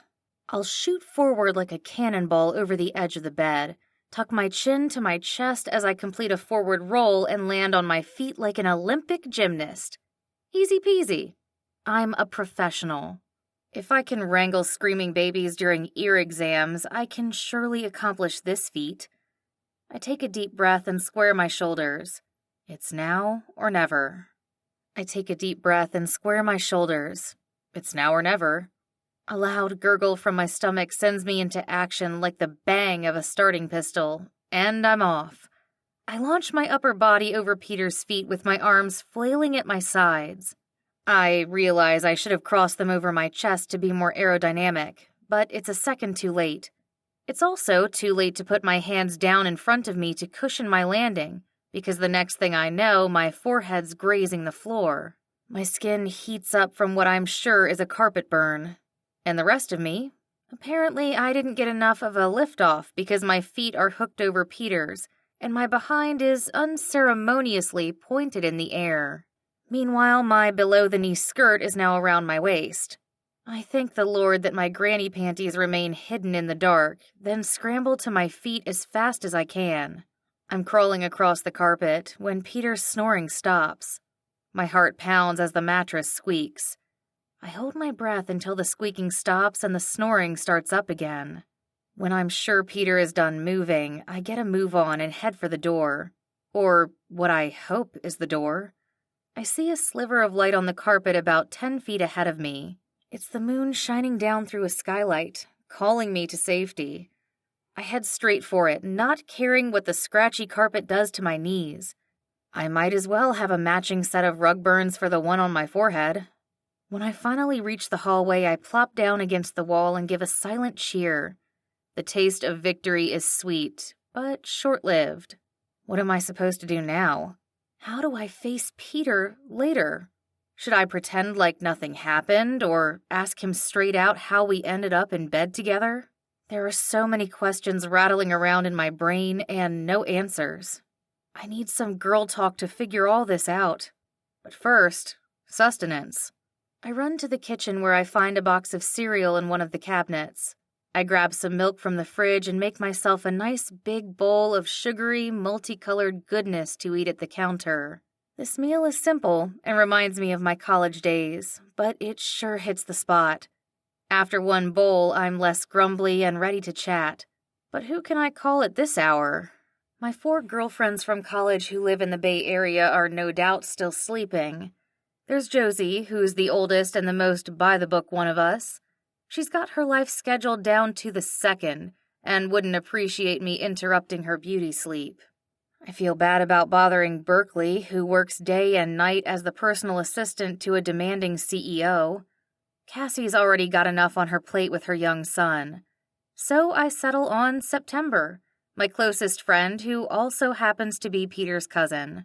She knew both of us long before she knew each other. It takes September 4 rings to pick up her line.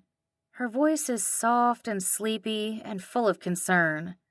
"Piper, did you forget you're 3 hours ahead?" "Hey, Ember." I try to keep my voice down as not to wake up Mimi or Peter, especially not Peter. "Sorry to call so early, but I really need to talk." "What's going on?" She sounds more awake now. "Is everything okay?" "Yes.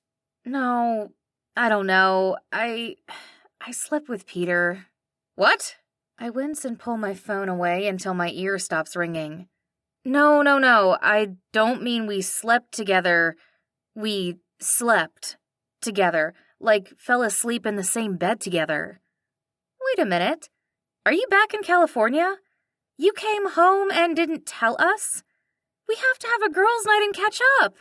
She gasps. "Hold on. You and I are catching up right now. How did you and Peter end up in the same bed? Don't tell me you tripped and fell on him again." My head is in my hands now. I love my friend and ex-cousin-in-law, but I'm not sure I like her in this moment, especially with her non-stop giggling. My stories about Peter always amuse her to no end. I suppose it's because they grew up together, so it's like hearing things about your sibling that you never wanted to hear, but now can't unhear. Still, she's been there for all of my ups and downs, so I decide to ignore her laughter. I also really need someone to talk to. I didn't trip. The last thing I remember is him showing me around the house, then to his room so I could take a nap because I was beat after taking a red-eye last night. After the nap, I was supposed to have dinner with him and Mimi. "You saw Mimi?" Ember interrupts me with a high-pitched squeal. "Is that why you're here?" "Yes." My heart swells with pride at the mention of my daughter. She's the best, Ember. She's so smart and kind and grown up. When we hugged, I was so happy I didn't want to let her go. "I'm so happy you finally get to spend time with her. You guys are going to have so much fun together." She pauses. Is Guma okay with you visiting?" Hearing Ember mention her aunt, my ex-mother-in-law, makes my stomach churn. It's an involuntary reaction, kind of like the patellar reflex when the doctor hits your knee with a hammer. I swallow hard and look over my shoulder. Even though the woman is more than 6,000 miles away, I wouldn't put it past her to have eyes and ears everywhere. "She doesn't know I'm here," I whisper, "and I'll be long gone by the time she returns from China." "Hallelujah!" You can say that again. I've already got enough on my mind with us going to family therapy today to help Mimi. That sounds intense, but I'm glad you're home. I wish you had told me before so I could have freed up my schedule. I wanted to, but I wasn't sure when I'd be able to get time off. My plans came together at the last minute. I was going to call you and the girls later today to let you know. That was before you woke up in bed with my cousin. Yep. I let out a low groan. What do I do now, Ember? It's pretty clear that you have 2 choices. 1, pretend it didn't happen, or 2, ask him about it. You tried the first option after your wedding night, which obviously didn't go over well after you found out you were pregnant. Maybe try the second option this time? Honesty is the best policy. I release a heavy breath and stare out the window above the sink. The world outside is starting to brighten as hues of red and yellow streak the sky. Seeing the beauty of God's creation usually fills me with energy and hope for a new day. But right now, I just want to crawl back into bed. Alone, by myself, definitely not with anyone else. You're right, Ember. I should just be direct and honest and put on my big girl pants. Or any pants for that matter. I sigh again.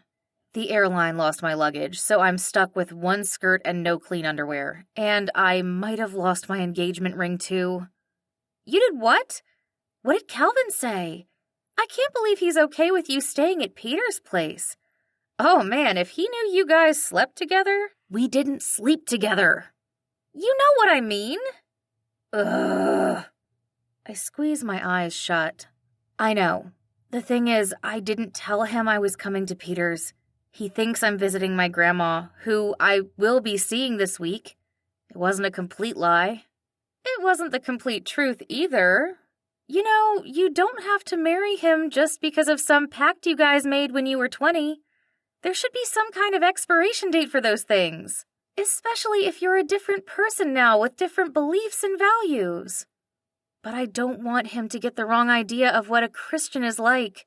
Aren't we supposed to keep our word and love people unconditionally? What will he think if I tell him I want to back out? What if I totally turn him off from God? I don't know, Pipes. Those are things you'll have to talk to God about. But have you thought about what if you're supposed to repair your relationship with Peter and give Mimi the family she's always wanted and deserves? My heart lurches at Ember's question. It's one I've been thinking about myself, but there's a lot of fear and baggage that come with that scenario. Tell me there's a third option. You could forget both guys and be single like the rest of us Fab Five, she says, referring to our group of girlfriends. Have you forgotten that you have a boyfriend? We've been long distance for so long I might as well be single. Sorry, Ember. I know that's not the ideal situation. It's okay. I have my work to keep me busy.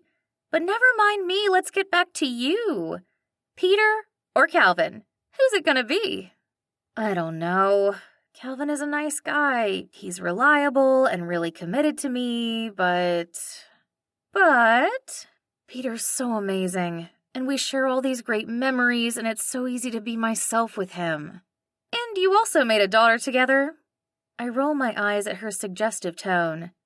Thank you for the reminder. You're very welcome. Oh, I suddenly remember something I wanted to ask her. I need you to translate something in Chinese for me. Is this from one of your C-dramas? No, it's something Peter said to one of the servers at the place we ate dim sum at yesterday. Ai boren shi. What does that mean? What is the context? Peter had just introduced me to the woman as Mimi's mom. That's when she told Peter how lucky he is and he should hold on to me.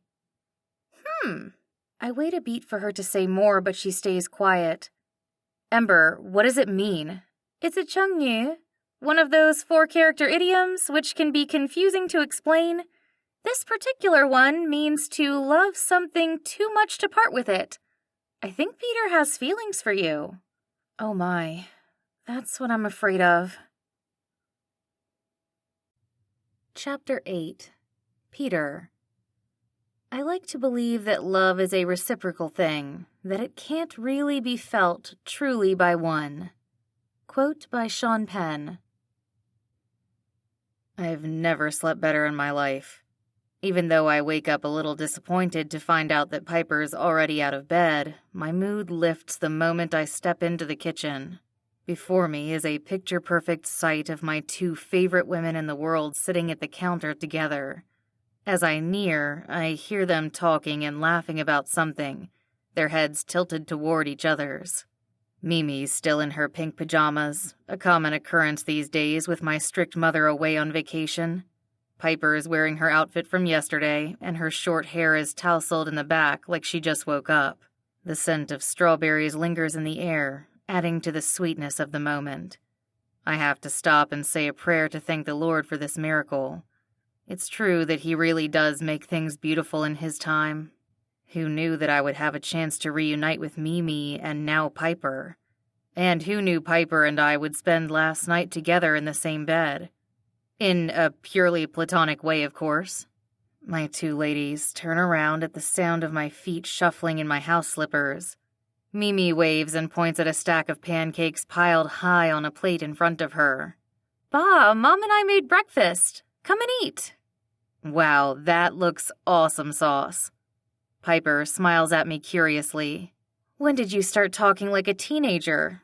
"Since I started living with one." I walk over and kiss the top of Mimi's head, then give Piper's shoulder a soft pat. My body warms as I remember how tightly she clung to my arm throughout the night. So much so that I had to text Mimi and let her know to stay for dinner at Nolan's house because her parents got tied up with something. She thankfully didn't ask for details, but the winking emoji she sent back tells me she's not as innocent as I think she is. But I suppose neither are we. Did you sleep well, Piper? My tone is casual, but I shoot her a knowing look. She flushes a deep red that reminds me of my Stanford alumni t-shirt. "Yes, fine. The bed was comfortable. Nice, firm mattress, soft, fluffy pillow. All was good." "Were you warm enough?" Her eyes grow round. She stuffs half a pancake into her mouth and nods furiously. Her cheeks puff up like a squirrel's collecting food for winter. The sight is adorable and fills me with a happiness I can't explain. I could watch Piper eat all day long, or do anything all day long for that matter. I'm completely enamored with her, especially with this older, sexier version of her. "Bah?" Mimi holds a fork out to me. "Try one." "Oh, thank you." She gets up and gestures for me to take her seat. "Sit down and keep Mom company. I'm gonna go change for our appointment." The moment Mimi leaves the room, something shifts in the air. Piper starts fiddling with her napkin, folding it and unfolding it into a small square. I can tell she has something on her mind with the way she furrows her brow and purses her lips. It amazes me that she has the same mannerisms from almost 20 years ago when we first met. I guess it shouldn't surprise me because my habits haven't changed much over the years. I still like to cut my pancakes into bite-sized squares and put a drop of syrup on each piece. That's what I do as I wait for Piper to start talking now that her cheeks are empty, but she's still occupied with that napkin. "I didn't know you were into origami." "Huh?" She glances over at me. The line between her brow deepens. "What are you talking about?" "The napkin," I joke. "I can't make out what you're trying to fold, though. Are you aiming for a box or some kind of animal? Maybe a bird?" Smirking, she unfolds the napkin, then smooths it out onto the counter. "Definitely not a bird. Me and birds don't get along, remember?" How could I forget? I've never seen a flock of seagulls unleash their fury on a person like they did to you outside the school library. She wrinkles her nose. "I still get chills down my back every time a bird flies over my head. At least it's not such a hazard to walk in New York.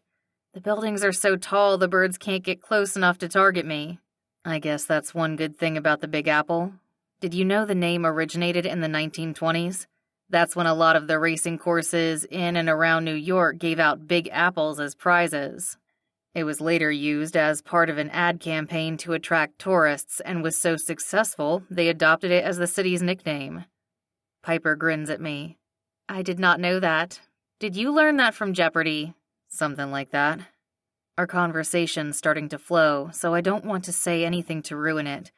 Like the fact that all of my New York trivia comes from the research I did after learning Piper was going to move there. "How's the Big Apple been treating you?" "Good. I like the hospital I'm at, and everything's within walking distance from where I live. I've made some good friends there. I can't complain." I take a moment to chew and consider how to phrase my next question. "And how are, certain people in the Big Apple treating you?" She eyes me curiously. "Certain people?" Yeah, like your neighbors, your colleagues, and anyone else you happen to have a relationship with that you'd like to mention. I smile innocently and stick a bite of pancake in my mouth. After spending the night by Piper's side, I feel a little more on top of my game, and less threatened by Mr. What's-his-name. Still, I need to know what I'm up against. If I want to win Piper's heart, I have to show her that I'm a better choice. Are you referring to Calvin? Not particularly. I shrug nonchalantly, even as I lean in closer. It's a delicate balance of playing it cool but not too cool. But if you want to talk about him, sure. He hasn't changed much, if that's what you're wondering. Still very big on commitment and doing everything he can to make me happy. I raise a brow at her neutral tone. She might as well be talking about her relationship with her hairstylist. Are you happy? I'm content. Content. That's a cop-out answer if I ever heard one. I'm not letting Piper off the hook that easily. Is being content the same as being happy? You could say that. Do you see yourself having a future with Calvin? She picks up her glass of orange juice and starts taking big gulps. Apparently, she's morphed from a squirrel into a camel. She's either really thirsty or dodging my question. Again. Are you in love with him? Pfft. Juice from Piper's mouth shoots out, showering me with warm liquid. Orange droplets stain the front of my polo and drip down my khaki shorts. She clasps a hand over her mouth. Sorry, Peter, I was drinking too fast. It's no biggie. This isn't half as bad as being targeted by seagulls. True, but you're wearing white. We should soak this so it doesn't stain. Good idea. I grab the back of my collar and start yanking my shirt over my head when I hear a loud gasp. When I emerge, I see Piper's mouth hanging wide open. What's wrong? I didn't mean for you to take it off right here, right now. I figured the sink's there, so I might as well. But what will Mimi think if she sees us? Whoa! Mimi's gaping at us from the doorway, her expression a mixture of surprise and delight. She flashes a huge grin my way, then calls out, Way to go, Ba! Oh, my shirt got some juice on it. Yeah, sure, whatever you say. You guys take your time, I'll go wait in the car. Before I can reply, Mimi spins around, her skirt swinging around her knees as she rushes out of the kitchen. Piper shakes her head in dismay. That's exactly what I was afraid of. I'm pretty sure she knows we stayed in the same room together last night. She gave me this funny smile when she came down this morning. She probably thinks... Probably thinks what? Her brown eyes cloud with worry. That there's something going on between us? Oh, so last night... I actually don't remember what happened last night. All I remember is lying down on your bed and falling asleep. How did you end up sleeping there too? Disappointment twists my gut. You don't remember grabbing my arm and telling me not to go? She sucks in a sharp breath. I did that? All the pieces of the puzzle are coming together now, and the picture is not pretty. Boy, did I read the situation wrong.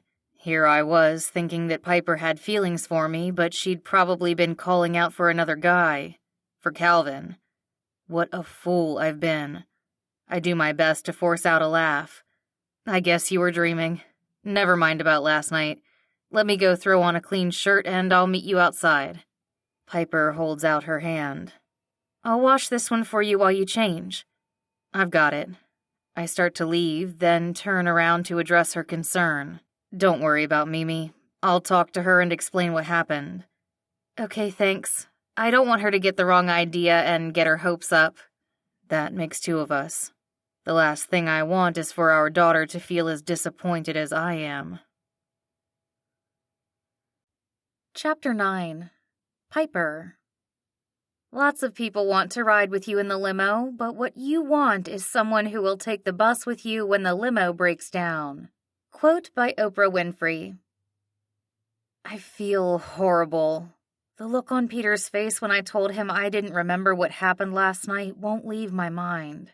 Even though he tried to play it off like he didn't care, his whole posture has changed. He had walked into the kitchen this morning with a huge smile and his chest puffed out.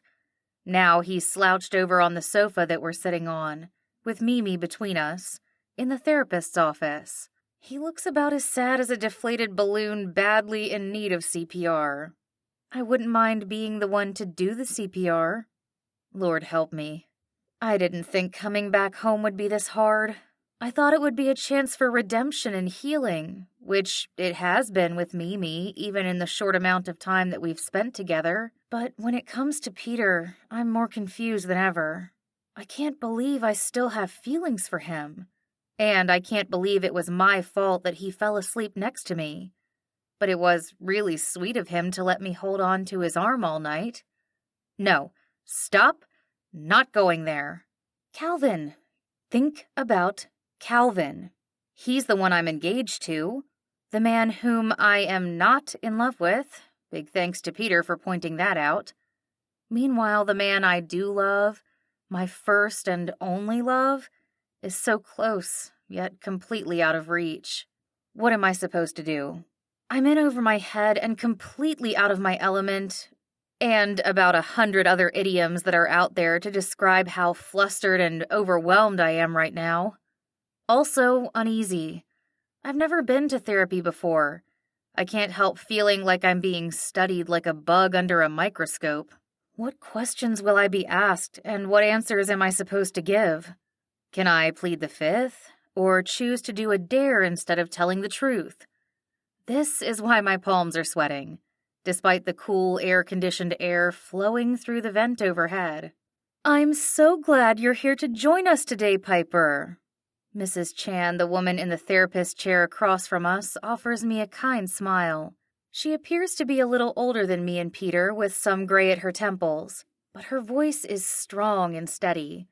With a blouse and dark jeans on, she reminds me of an Asian version of my grandmother. Relaxed, yet prim and proper. Her office gives off a similar vibe with its cream and blue palette, modern furniture, and a hanging shelf full of succulents. I take a deep breath and return Mrs. Chan's smile. I'm really glad to be here too, to support Mimi. I don't know how much you know about our history, but we're not your typical family. I'm not a typical mom either, but I would like to be. I know I've missed out so much on Mimi's life, but I hope it's not too late to make changes. Anyhow, that's where I'm at, and I know you didn't ask for all that information, so don't mind me if I said too much. It's my first time seeing a counselor, if you can't tell. I clamp my lips together and cringe. So much for not knowing what to say. I seem to have the opposite problem now. It's okay, Mom. You get used to it after a while, Mimi says. I had a hard time when he first started seeing a counselor. I glance Peter's way. You go to counseling too? Once a week by myself and once a month with Mimi. The individual sessions were recommended by my doctor after my heart attack last year. Your what? My blood pressure shoots up. You had a heart attack? Just a small one. Nothing major like a widowmaker. Say, do they still call them that if you're not married? He's rubbing his chin and talking so casually. I wonder if I'm hearing him wrong. Why isn't he more upset about the fact that his heart stopped? I'm so worked up my pulse is racing. Peter, how can you joke about this? You could have died. It wasn't that bad. I actually appreciated the wake-up call. It made me realize I need more balance in my life, something other than work to live for. That's what led me to move back here and reconnect with Mimi. The heart attack was a good thing. I open my mouth, but no words come out. What is it, Piper? Mrs. Chan encourages me with a nod. How does hearing this news make you feel? I almost laugh because her question is so cliché. Just the sort of thing you expect a therapist to say. But I don't know how else to express what's on my mind, so I give it a try. I feel upset that Peter's taking this so lightly. How can he call a heart attack good? Fresh coffee's good. Clean underwear is good. Not getting pooped on by a bird is good. Heart attacks? Not good. Wouldn't you put it that way? Peter is chuckling now, which makes me even more unhappy. He quickly sobers up when he sees my stern expression. I'm not making light of your feelings, Piper. I really appreciate your concern. Do you? I do. He reaches over Mimi's lap to clasp my hand. It's just that a lot of good things came about because of this heart attack. I feel like I got a second chance at life. I kind of did, if you think about it. Getting to that low point in my life made me realize I needed God. I became a Christian as a result, and I'm more at peace now than I've ever been. I stare at Peter unblinking. How is this possible? This news shocks me even more than the one a minute ago, which is not a small feat. But how? You didn't even think God existed before. I know, but facing death made me rethink everything I believed. I started reading the Bible and going to church. Once I heard the gospel, it all made sense. I should have realized it years ago. There's no way that something as complex and intricate as the eyeball could have come about by chance. The proof of a creator was literally staring at me in every patient I saw. I know you may not understand any of this right now, but I hope you can someday. I'd love to talk to you about God if you're open to it. Oh, how I want to. I really, really want to. I can't believe that Peter and I found God at around the same time. I smiled genuinely at him for the first time today. I'm so happy for you. I accepted Christ too, last year, so I understand everything you're saying. You did? He leaps to his feet and comes to my end of the couch. That's fantastic, Piper. This calls for a celebration. Oh. Before I know it, Peter scoops me up for a great big bear hug. My feet are swinging off the ground and my face is buried in his neck. He smells amazing, as usual. There's so much warmth and comfort in his arms. I wish I could stay in his embrace forever. But I'm back on the couch before I can even take another whiff. Sorry, I don't know what came over me. He shoves his hands into his pockets before returning to his seat. I got a little excited. No worries, I'm excited too. Me three! Mimi chimes in. She quickly gets up and gestures for Peter to move over. Sit here, Ba, you can hold Mom's hand better this way. Oh, that's not necessary, Mimi, I insist. I like sitting with you. Then we can switch places. This way, you'll be in the middle and I can have the best of both worlds. Great. I eye Peter warily, like I'm back in grade school and the teacher is forcing me to sit next to a boy. Except that I'm not hesitating because I'm disgusted. I'm scared. Scared that we're giving Mimi the wrong message. But even more scared of disappointing her, something I've done too much of already in her life. So I scoot on over, closer and closer to the man whom I wish I hadn't spent so much of my youth being apart from. The one man I wish I could grow old with. It's sheer torture and pleasure at the same time. Mimi is beaming now and watching us expectantly. Her eyes zero in on our hands, waiting for us to make a move. Go ahead, I totally don't mind your PDA. You guys are so cute together. I shoot Peter a worried look. Mimi. Peter begins with a frown. There's something I need to clear up with you. What is it? Your mom and I, we care about each other very much, but we're not getting back together. Or rather, at all, I add, since we weren't technically together in the first place.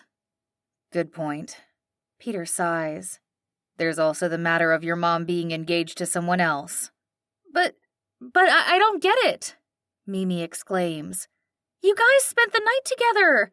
I snuck a peek into your room, Ba, and I saw both of you sleeping in your bed, and you had your shirt off this morning in the kitchen, and you guys were standing so close. I thought for sure you were going to kiss. That's why I got out of there as fast as I could. It's at this point that I see one of Mrs. Chen's eyebrows shoot up, then the other. She's observing this whole exchange, her dark brown eyes flicking from one person to another. She must be an amazing poker player, because I can't tell at all from her expression what she thinks of us, which is a good thing. I already feel like the #1 contender for the Worst Parent of the Year award. Make that the decade. My heart aches to see the pained look on Mimi's face. I just want to pull her close and comfort her like I used to when she was a newborn. Sweetheart, we didn't mean to give you the wrong idea. I'm so sorry to disappoint you. It's fine. I'm used to it. She stands up and rushes to the door. "Sorry, Mrs. Chan, but I can't do this today. I'm gonna go wait in the car." Never mind what I said earlier. I'm officially the worst parent of the century. Chapter 10. Peter. All you need is love, but a little chocolate now and then doesn't hurt. Quote by Charles M. Schulz. The sound of Mimi's sneakers pounding the pavement as she runs next door to Nolan's echoes in my mind. I turn to Piper, who is still seated in the passenger seat, staring out the front windshield. Her hands are curled into tight fists on her lap, and she's biting so hard on her lower lip it's white. I feel partly responsible for the pain on her face. I was the one who had asked her to come back to the Bay Area to see Mimi for what I thought would be a happy, peaceful reunion, not the teenage angst and drama we're currently dealing with. I'm sorry, Piper. I didn't think this would be so... I paused to find the right word. Challenging? I hope you don't regret coming out here. She turns to face me. Regret it? Of course not. The only thing I regret is being the world's worst mother. I might as well add that title to my resume or update it on my social media. Isn't that how people make things official these days? Just don't post about it on LinkedIn. I don't know that any employer would be looking to hire for that role. I wince at Piper's silent response. My joke falls flat. Flatter than soda that's been left out for a week. Sorry, I'll stop with the dad jokes. I want to help, but I don't know how to make things better. I wish I did. It's okay. Thanks for trying. She releases a heavy breath. I don't blame Mimi for hating me. I pretty much abandoned her. It's exactly what happened to me with my parents, and it took me years to get over it. At least I had a kind and loving grandmother who raised me. I thought Mimi would have the same kind of upbringing with your mom, but that didn't happen. And now she's going to be in therapy for the rest of her life because of me. Hey, come on, it's not that... The wide-eyed look Piper shoots me has me swallowing the rest of my sentence. At least she's not a hardened criminal. Yet? Piper, look at me. Her red-rimmed eyes meet my gaze. It physically hurts to see her like this. I need to step up my game if I want to comfort her. Mimi's a good kid. She's kind and smart and has a big heart. She forgave me for being absent from her life. She'll come around, you'll see. Just give her time.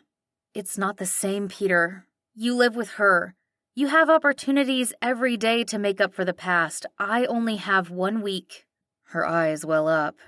1 week, and then I'll be gone from her life again. It's not fair. What do you mean you'll be gone from her life again?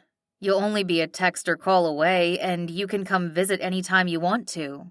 I mean it. Piper shakes her head. Did you forget about your mom? She's not going to want me around. She'd have a fit if she knew I was here right now. It's against the terms of our She clamps her mouth shut and turns away. She wouldn't approve, Peter. What agreement? Finish what you were saying. Nothing. It's nothing. She yawns so painfully loud it's obvious she's pretending. I'm beat and really in need of a shower. I should give the airline a call again and see if there's any news about my luggage. I hope they have good news for me, or I'll need you to drive me to the store. Piper. I'm not a big fan of going commando. Piper Pitts. She turns to me with a sheepish smile. Yes? Will you please tell me what's going on? I really need clean underwear. Not about your underwear, which I promise we'll get later. About you and my mom. What agreement do the two of you have, and why was I not aware of it? Piper's eyes dart about the car as if she's looking for something, or maybe someone. Worry clouds her eyes as she bites her lower lip. You're sure your mom's not here, right? She's half a world away. Even if she were here, you have nothing to be afraid of. You're Mimi's mom and my friend. You have every right to be here. Now, tell me about what's going on. It's just some things we agreed on. Well, it was more like your mom informed me of them and I nodded my head. I send her money every month and I get to call Mimi a couple of times a year. She sends me pictures in return. I have a whole album of them and some I framed to put on the wall in my bedroom. She's always smiling in them, so I assumed she was doing well. I should have known, though, from our phone calls that wasn't the whole story. I had this gut feeling that she wasn't as happy as I thought she was. She throws her head back against the headrest and squeezes her eyes shut. I wish I had the courage to stand up to your mom. I shouldn't have let my own fears and insecurities get in the way. I let myself believe that I didn't deserve to be a part of Mimi's life, that she was better off without me. But if I could go back, I'd do everything differently. I'd raise Mimi on my own. I'm speechless for a good minute as my mind spins. I have a hard time processing everything Piper said. Shocked is too small of a word for what I'm feeling. This must be what the kids call a mind-blown moment. I had no idea, Piper. I thought you were happy to be on your own in New York. You had put your life and your career on hold for me when you married me, and then you got pregnant. I thought you wanted to put all of that behind you. That's the reason why I didn't come back to the States. That and the fact that I didn't want to be rejected by you again. She opens her eyes and finds mine. What are you talking about? When did I ever reject you? I've opened a can of worms now, and it's too late to wrangle them back inside. I might as well come clean. The morning after our wedding night, you acted like nothing had happened. Even after we found out you were pregnant, you never wanted to talk about how you got pregnant. You always changed the subject on me. I took that as a sign that you didn't want more than friendship. Her cheeks flush bright red. Peter, the reason why I didn't want to talk about it was because I felt guilty about what had happened. If I hadn't tripped on my dress, I wouldn't have fallen on you and kissed you. And we wouldn't have, you know what, and I wouldn't have gotten pregnant. You'd already put off your plans to go to China. I didn't want to hold you back even more. And I didn't want you to feel like you had to stick around to take care of me when you had done so much for me. You paid off my med school bills for goodness sake. But most of all, I didn't want to ruin our friendship. But I guess that ended up happening anyway. What a mess. Wow. I guess we both got it wrong. Something she said tugs at the back of my mind. Wait, so you didn't mean to kiss me? Not really. It was an accident. Yes, but a good one. I scoff softly. It's hard to not feel disappointed, but it's better that we've talked this out, so now I know for sure where Piper stood on our wedding night. Our fluke of a wedding night. My cousin Ember had insisted on getting us a room at a bed and breakfast where we had gotten the whole honeymoon treatment. Rose petals, candles, and matching robes. I can only assume Piper got carried away by the romantic setting and the chocolate. So much free chocolate, which is how our accidental kiss led to other things. But the fact that she never tried to kiss me again or even hold my hand confirms what I thought all along. Chocolate's one powerful substance. Hey, are you okay? Piper reaches over and touches my arm. Yeah, I'm fine. I'm not really, but what else can I say? It will take some time to accept that Piper and I won't have a future together more than being co-parents. This reality is hard to swallow. Even harder to swallow than bitter melon, a vegetable that took me years to eat. A lot of life is like eating that gourd, however unpleasant it may be, but over time you learn to appreciate its unique flavor. Or you decide to load it with sugar to make it more palatable. I guess I'm going with the latter. I decide to view this challenge from a positive perspective. What is God trying to teach me? How can I be a better father to Mimi and a friend to Piper? Because I want to be the most supportive and involved that I can be. I'm glad we talked this out, Piper. I miss you. We'll figure things out with Mimi and with my mom. As of today, you can forget the agreement you have with my mom. You need to be a part of Mimi's life. I need you to be a part of Mimi's life. I have no idea what it's like to be a teenage girl, much less raise one. I think you're doing a pretty good job, especially with the toilet seat. She grins. Honestly, all a girl wants at any age is to be loved. We just need to show Mimi that she is, and I need to figure out how to do it quickly. I give her hand a quick pat. Maybe what you ladies need is something to bond over, like a day at the mall.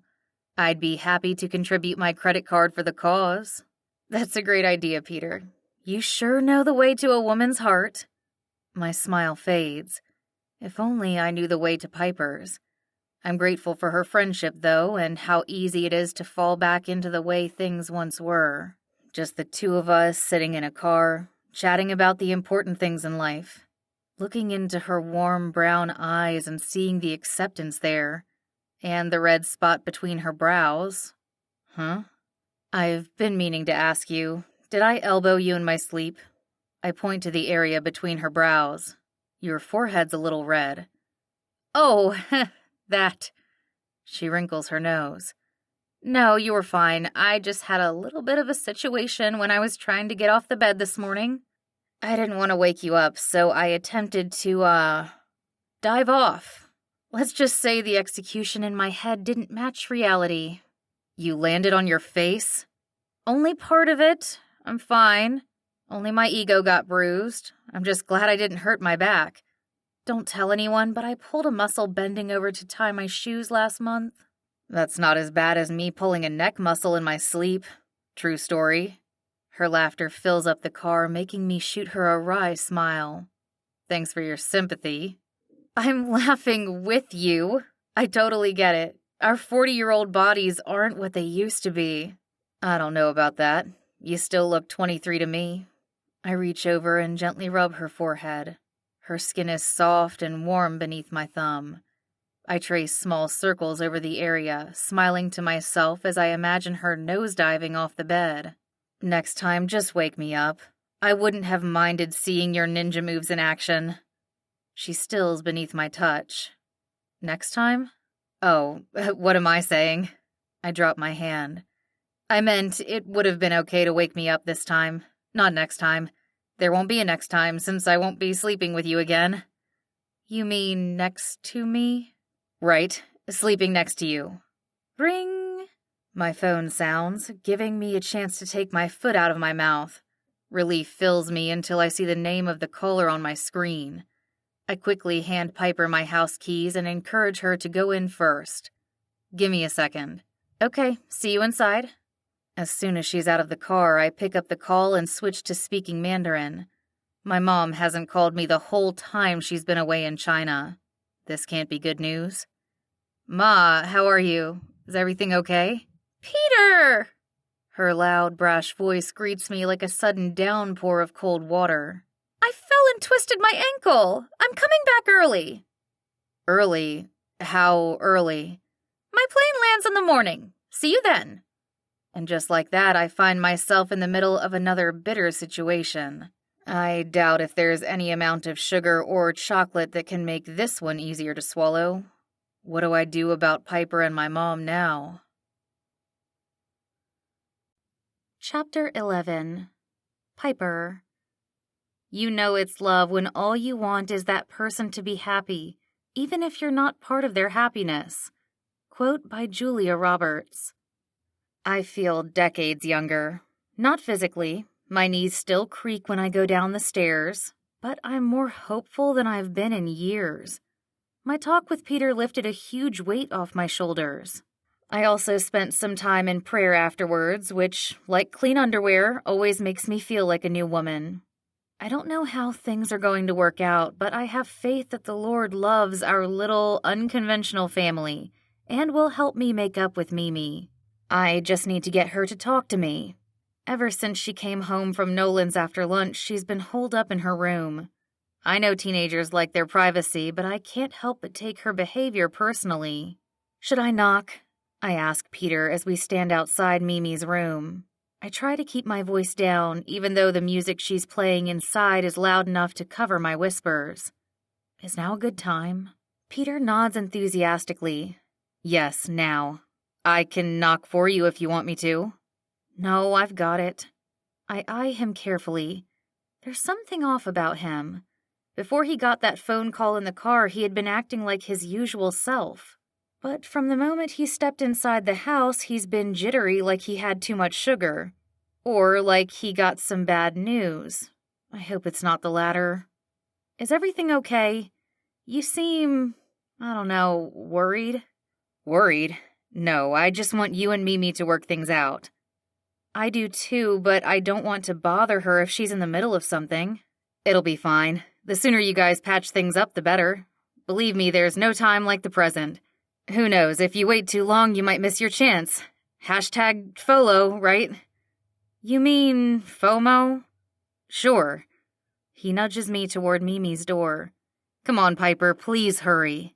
I throw him a confused look over my shoulder. When did Peter start using hashtags? I figure it's another one of his living with a teenager side effects. But what he's saying is right. I'd hate to miss out on any time that Mimi and I could share while I'm here.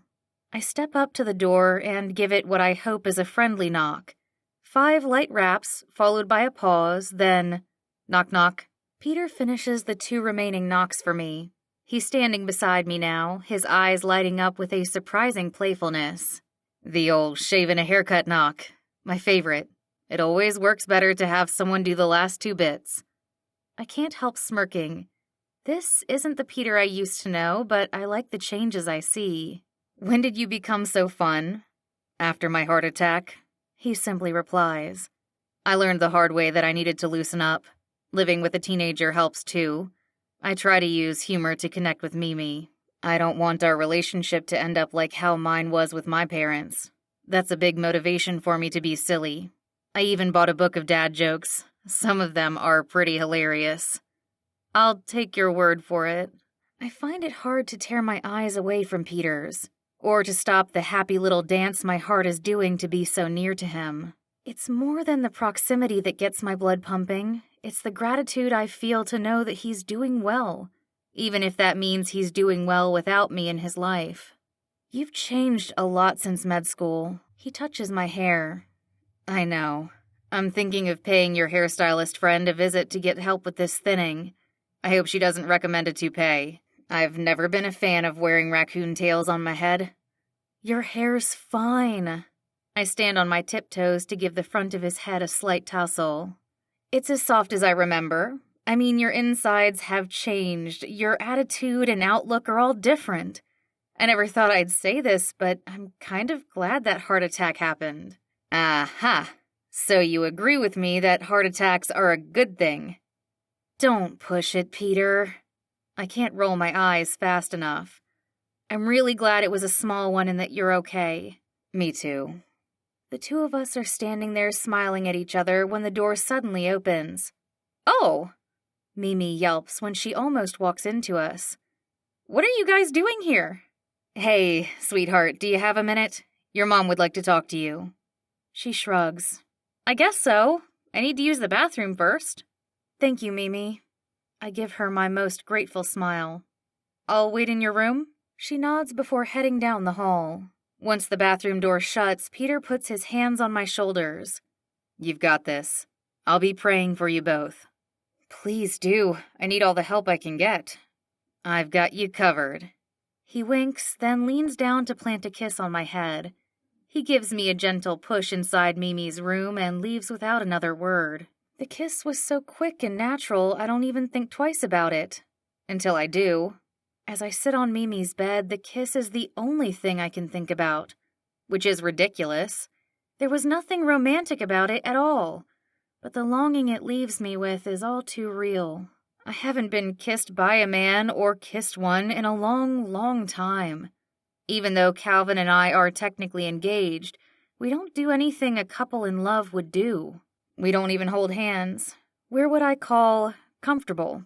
Like a pair of sweatpants that are stretched out at the waist and stained with chocolate peppermint crunch ice cream along the front of it. Isn't that how a couple in their 40s is supposed to act?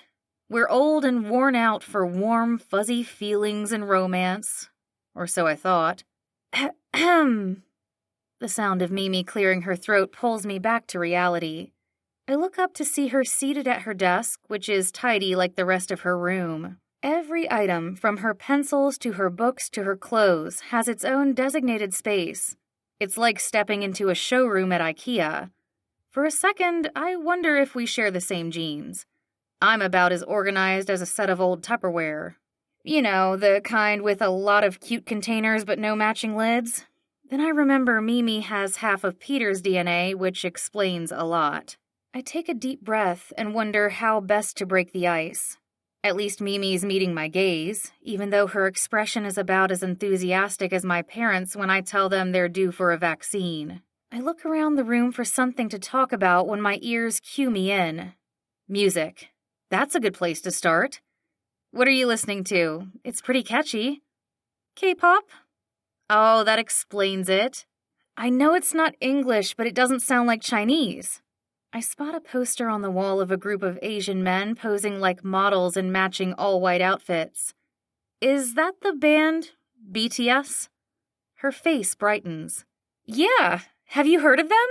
No, I'm afraid not. They seem cool. They definitely have better fashion sense than I do. I walk over to take a closer look at the poster. Oh wow, this one in the middle looks like your dad when he was young. V? No way! Ba looks nothing like him. Your dad was young once too. I turned to smile at Mimi. Give this guy about 20 years and he'll be as handsome as your dad is now. You think Ba's handsome? Of course. I didn't come here to talk about your dad, though. I sit down on her bed again. I want to talk about us. But first, I want to apologize for so many things. To be honest, I'm not sure where to start. She eyes me warily. Let me guess. You're sorry for leaving me with Nai? Yes, I'm so sorry for that. If I had known how hard it would be for you to live with her all these years, I never would have left. And you're sorry for not keeping in touch? I am. I am so sorry I didn't try harder to be a part of your life. To have been there for all your firsts, and to take you shopping and talk about boys. There's so much I wish I could have helped you through. I pause and wait, hoping she'll say another line for me. I'm so in awe of how she's taking this all in stride. She's 100 times more mature than I was at her age. At this rate, maybe Mimi will soften her stance toward me enough to go shopping together. I'd be grateful for any opportunities that will help grow our relationship. She narrows her eyes that remind me so much of mine, and gives me a pointed look. And next you're going to say something like how you promised to do your best to be involved in my life from now on. I can't nod my head fast enough. Yes, you took the words right out of my mouth. I talked to your dad already, and he says I can contact you as often as possible and even come and visit again. I hope you'll agree to that. Is that it? That's where I'd like to start. I would love to get to know you better, Mimi. Will you give me a chance to? She crosses her arms over her light blue top. I can't tell what she's thinking, but I have a feeling she's not letting me off the hook that easily. I don't blame her. But Lord help me, I'm also not going down without a fight. Now that I've reconnected with Mimi, I'll do whatever it takes to have a relationship with her. Fine. I'll give you a chance if you agree to give Ba one. Excuse me? My mind is spinning. What do you mean? I know you like Ba, and I know you don't want to marry Calvin. My mouth grows dry. Did I give birth to a mind reader? It's a moot point now to deny what she said because my dropped jaw is no doubt giving me away. How do you know all this? I saw how you looked when you were hugging Ba at the airport. And I'm sure you wouldn't have put your engagement ring in your luggage if you were excited about marrying Calvin. If Nolan gave me a ring or any other piece of jewelry, I'd never take it off. That's how I know you're in love with Ba. I shake my head in wonder. I'm starting to see that while Mimi didn't inherit my messiness, she did get my candor. My granny used to say she never knew whether to be appalled or impressed at what came out of my mouth. It's definitely the latter for me, though, when I look at Mimi. I don't know about being in love with him, but he was my best friend at one point in my life. I care about him deeply and want what's best for him. What if I said you're what's best for him? You don't know that. He's happy with his life. He's not looking to date anyone. That's because he wants a wife. And even though I'm still kinda upset at you, I want a mom. I want our family to be together again. So if I give you a chance, will you give Ba one too? Do we have a deal? Her words tug at my heart. This is my daughter. The one I gave up sushi and coffee for when I carried her in my body. The one I still think of every time I sneeze and leak a little in my underwear. I'd give up my very life for her if I had to. How then can I deny this one request, the only thing she's ever asked of me? I swallow hard and reply, deal. Chapter 12. Peter. Love is friendship that has caught fire. It settles for less than perfection and makes allowances for human weaknesses. Quote by Ann Landers. Today turned out to be one of the best days of my life. After Piper and Mimi had their chat, they emerged from the room smiling. It hadn't even taken them 10 minutes to make up. Not that I'd been counting the seconds or waiting outside, at least not in an obvious manner.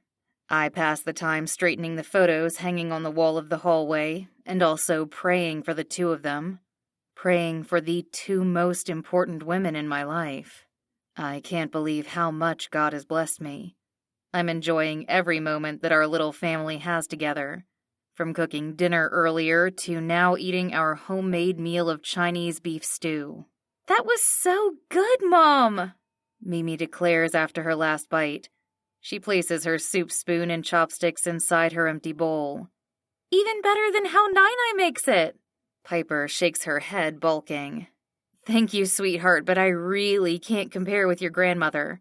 Her cooking's restaurant quality. I remember all the food she made for me after I gave birth to you. I didn't even like ginger, but her ginger fried rice really grew on me. I smirk. It was the opposite for me since I had to eat whatever you couldn't finish. I can't even stomach the taste of ginger ale now. Piper gasps.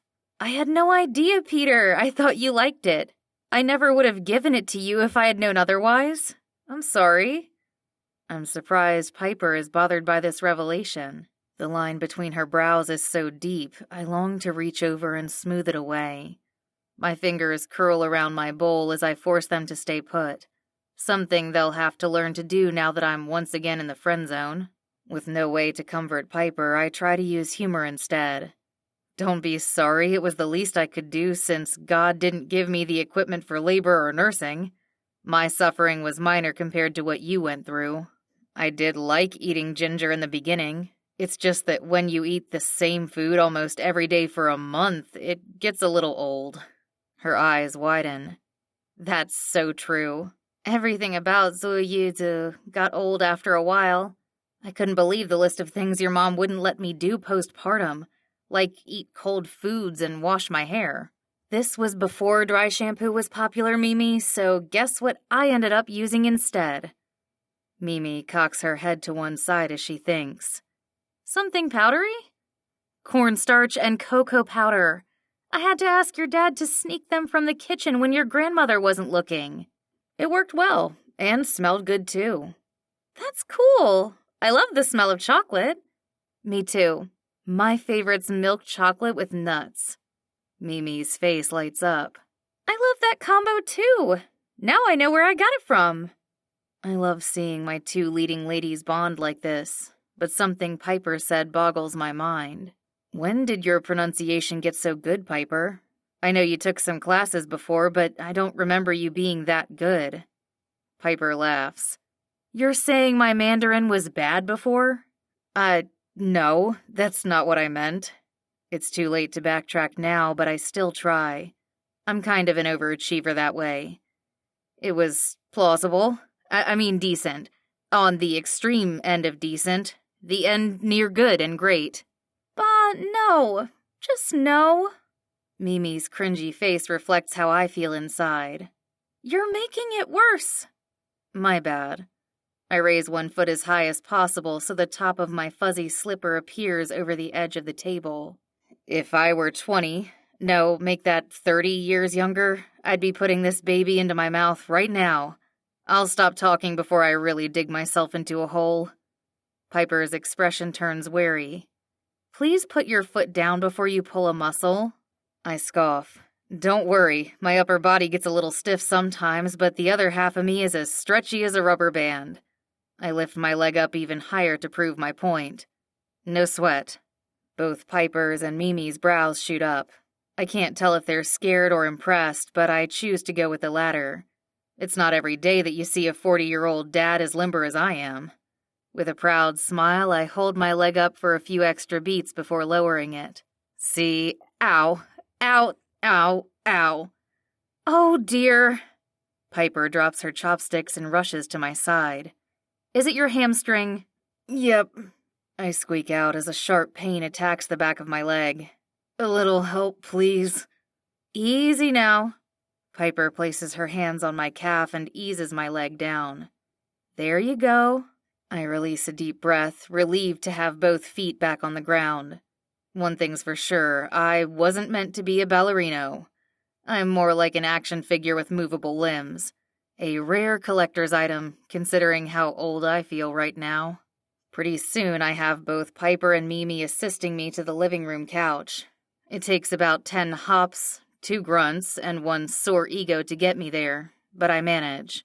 Once I'm seated on the recliner seat, Piper elevates my right leg with a throw pillow and asks Mimi for an ice pack. She returns with a pack of frozen peas wrapped in a dish towel. Will this work, Mom? It's perfect, thank you. Piper slides the peas under my leg, causing me to gasp. Relax, Peter. You need this to keep your leg from swelling.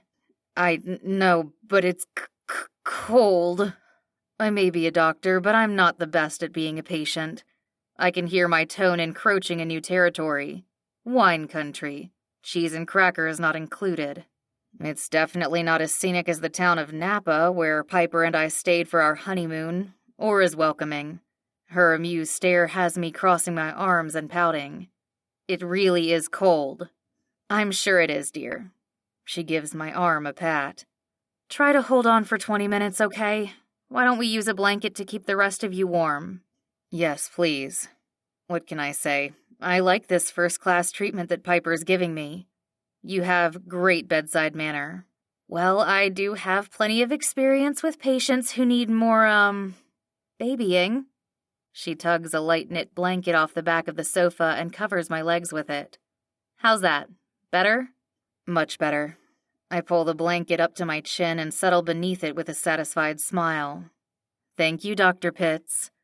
You're welcome, Dr. Liu. Her eyes twinkle as she brushes my hair off my forehead, then hands me the TV remote. I'll go clean up the table and come check on you in a little bit. No, let me. I'll clean up. Mimi speaks up so eagerly I have to wonder if she's a 60-year-old trapped in a 16-year-old's body. You stay and keep Ba company, Mom. Are you sure? I don't mind helping you load the dishwasher. It's much faster with 2 people doing it. I'm sure. You guys sit down and relax. Come on, Piper. Don't you know rule number 57 in the parenting handbook? Never turn down a teenager's offer to help. I didn't know there was a parenting handbook. Piper chuckles as Mimi leads her by the hand to sit down beside me. Not everyone has access to it, but I'd be willing to share more nuggets of wisdom with you. And here I thought I was the one who knew something about kids, being that I'm a pediatrician. Mine's more of an intuition. A dad tuition. It came free with the dad jokes handbook they handed out in the hospital. Piper's eyes roll so easily. I should be offended, but I'm far from it. I love how we're bantering like old times, and that it's okay to be myself with her. She's seen me during my most tired moments, my happiest ones, and every time in between. She's also seen me. My birthdays suit me, so there's no need to be someone I'm not when I'm with her. And in this most unexpected moment of being alone together, she's staring into my eyes, and we share a connection. It's not exactly romantic, but it's open and unhindered, and for that I'm grateful. Even if I had to pull a hamstring to get us here. Piper leans back and gives me one of her sweet smiles. Mimi's so amazing, Peter. I know your mom raised her, but I'm sure there are some innate things about her that came from us. Piper is still going on about how well our genes work together, but my mind is stuck on the words, your mom. A chill overtakes my body, and it's not because of the ice pack under my leg. I finally remember the news that I need to break to Piper. It's the last thing I want to bring up during this feel-good evening, but I really can't put it off anymore. Hey, Piper, there's something I need to tell you. Chapter 13. Piper. Love isn't something you find. Love is something that finds you. Quote by Loretta Young. I've learned that a lot of things in life come in pairs. Shoes, earrings, chopsticks, peanut butter, and jelly. The one thing that should most definitely not come in a pair: good news and bad news. Because the bad news I got from Peter last night was, to put it bluntly, bad. Bad with a capital B kind of bad. Bad enough that no amount of good news could outweigh it. So bad that I've been popping antacids from the moment I woke up. Is it okay for you to take so many, Mom? Mimi glances at me warily from the passenger seat of Peter's sedan. She and I are on our way to the airport to pick up the reason for my stomach troubles.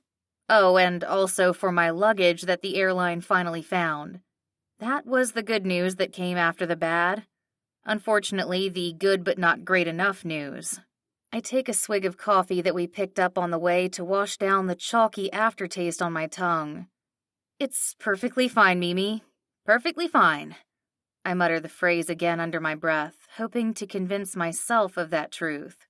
The thing is, I haven't seen Nai in over a decade, and our relationship has completely changed. I don't have to be afraid of her anymore. Yes, she's my daughter's grandmother, but that's it. I'm no longer her daughter-in-law, which means I'm no longer bound by any cultural expectations she may have of what a daughter-in-law is required to be like and do. I'm as free as a bird. About as free as a turkey on Thanksgiving Day. The steering wheel feels warm and moist in my grasp. I wipe my palms on the new pair of blue linen shorts I bought yesterday before dinner, then turn up the AC. At least I have clean clothes and underwear on, not to mention makeup, which I rarely wear. I even curled my hair. It's funny how I took more time and effort to dress up for Peter's mom than for Peter. I really wish your dad was feeling well enough to pick up Nai himself. I have no idea how she's going to react when she sees me. Your dad left her a voicemail, but who knows when she'll listen to it. I'm sure she doesn't expect to come home to... I gulp. Me? Mimi sighs. Yeah, this sucks. Not that I don't like Nai, but with her back it changes everything. I had so much fun last night cooking with you and Ba. I'm pretty sure we won't be doing that again. Nai's got a thing about keeping the kitchen clean at all times. That's right. Suddenly, every memory of living with Nai and her rules comes flooding back. It's like a monsoon and tidal wave rolled into one, swallowing me up and drowning me in cold, icy water. My heart rate picks up speed as my chest tightens. Breathe, Piper, you're not facing her alone anymore. I have Peter. God is with you. There's nothing to be afraid. Mom, watch out! I slam on the brakes just in time. The tires screech as we come bumper to bumper with the pickup truck stopped at a red light in front of us. My right arm flies out to block Mimi as both our bodies lurch forward. As soon as the car stops, I turn to face her. I double-check that all her limbs are present and put my hand to her forehead to check for a fever. I'm sure it's a standard procedure after being in a near accident. If not, it should be. Are you okay, Mimi? Are you hurt? Why are you smiling? Oh my goodness, did you hit your head and can't remember where you are? Mom, I'm fine! A quick once-over doesn't show any visible signs of injuries, no bruises, cuts, or scrapes. But the grin on her face worries me. Should a teenager be smiling that much? Are you sure? We should pull over so I can check your vitals. I'm sure, Mom. I'm smiling because I finally got to see what the mom arm is. You know, the move that kids talk about their moms doing in the car to protect them? I never had that experience before. Oh, sweetheart. I do a laugh-sniffle combo, so the sound that emerges is a mix between a barking seal and a panting dog. But I don't care what animal I resemble, because I'm grateful to be reminded of why I came to California. I came for my daughter. And if facing my ex-mother-in-law is part of the deal, then I'll put on my big girl pants, along with my clean big girl underwear, and get over my fears. Thank the Lord for timely reminders. Beep beep. And that's my reminder from the car behind us to step on the gas. We cross the intersection just before the light turns yellow. I reach over for Mimi's hand and give it a squeeze. I'm so glad I could do the mom arm for you. I never got to experience it with my mom, but my grandma did it a lot. She's the one who raised me. My parents had me when they were pretty young. They were seniors in high school. They broke up by the time I was born. Wow, that's like Nolan and me. My heart almost stops. What? I mean our ages, not the getting pregnant and having a baby part. Oh, of course. Thank you, Jesus. My lungs fill with air again. Yes, no getting pregnant and having a baby for a very long time, please. That's pretty much what Ba told me too, but you have to admit it's kind of funny considering what happened with you guys. Yeah? I laugh nervously and keep my eyes on the road as we enter the airport's parking garage. It's definitely one of those do as I say, not as I do things, which I'm sure you'll have no problem following. You're much smarter and more responsible than I ever was at your age. Or I just haven't told you about all the illegal stuff I've done. Excuse me? I swerve and narrowly miss hitting one of the cement columns that's marked with a bold capital D. I'm sure it stands for danger, as in dangerous parenting conditions ahead. If I don't have high blood pressure yet, I will after this visit. I sneak a look at Mimi out of the corner of my eye. There she is, grinning. Again. You're kidding, aren't you? She nods. Did you forget Nine-Eye raised me? I used to think she never slept and had eyes in the back of her head. I wouldn't be able to get away with anything illegal even if I wanted to. I don't even bother trying. I suppose that's one good thing about Nine-Eye's parenting style. I ease the car into a free spot near the elevator, then turn off the engine. Well, here we are. Mimi softens her tone and asks, Do you want me to go in first and let her know you're here? While the offer sounds tempting, I don't want to put her in an awkward situation. Thanks, sweetheart, but I'll be fine. Taking a deep breath, I steel myself for what's about to come. My reunion with the most hard-to-please woman on Earth. Quite possibly the universe. Yet, for both Peter's and Mimi's sakes, I'm going to do my best to be the most peaceable and gracious ex-daughter-in-law possible. I check my reflection in the visor mirror, apply some lipstick, and pop one more antacid in my mouth. Okay, let's go. Mimi and I take the elevator to the arrivals area. I get a feeling of déjà vu when I spot the baggage carousels. It wasn't that long ago that I was here waiting to be picked up. Now I'm the one doing the picking up. But first I need to pick up my belongings. I'll be right back, Mimi. I point to the lost and found counter off in the corner. I shouldn't be long. No prob. I'll wait here. It only takes me 5 minutes to claim my luggage. I breathe a little easier to see it in one piece. There are a couple of scuff marks around the bottom, but for the journey it's been on, a detour to Houston, Phoenix, and LA, it's in better shape than I would be, had I flown that much. I take another minute to rummage through it to make sure everything is there. Clothes, shoes, underwear, and the engagement ring. Check. I also locate my gift for Mimi, a charm bracelet I made myself. A smile crosses my lips at the thought of her reaction when she sees it.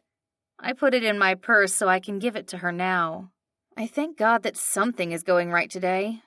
I'm on my way back to Mimi when I realize I spoke too soon. Not even 3 steps later, my left foot gets stuck to the floor. I pull my sneaker up to find a long, ooey-gooey white substance dangling from it. Oh, yuck. Of all the days to step on gum. It takes me 30 seconds to locate a crumpled up, possibly used napkin in my purse. This is one of those times when I regret not carrying a jar of peanut butter around.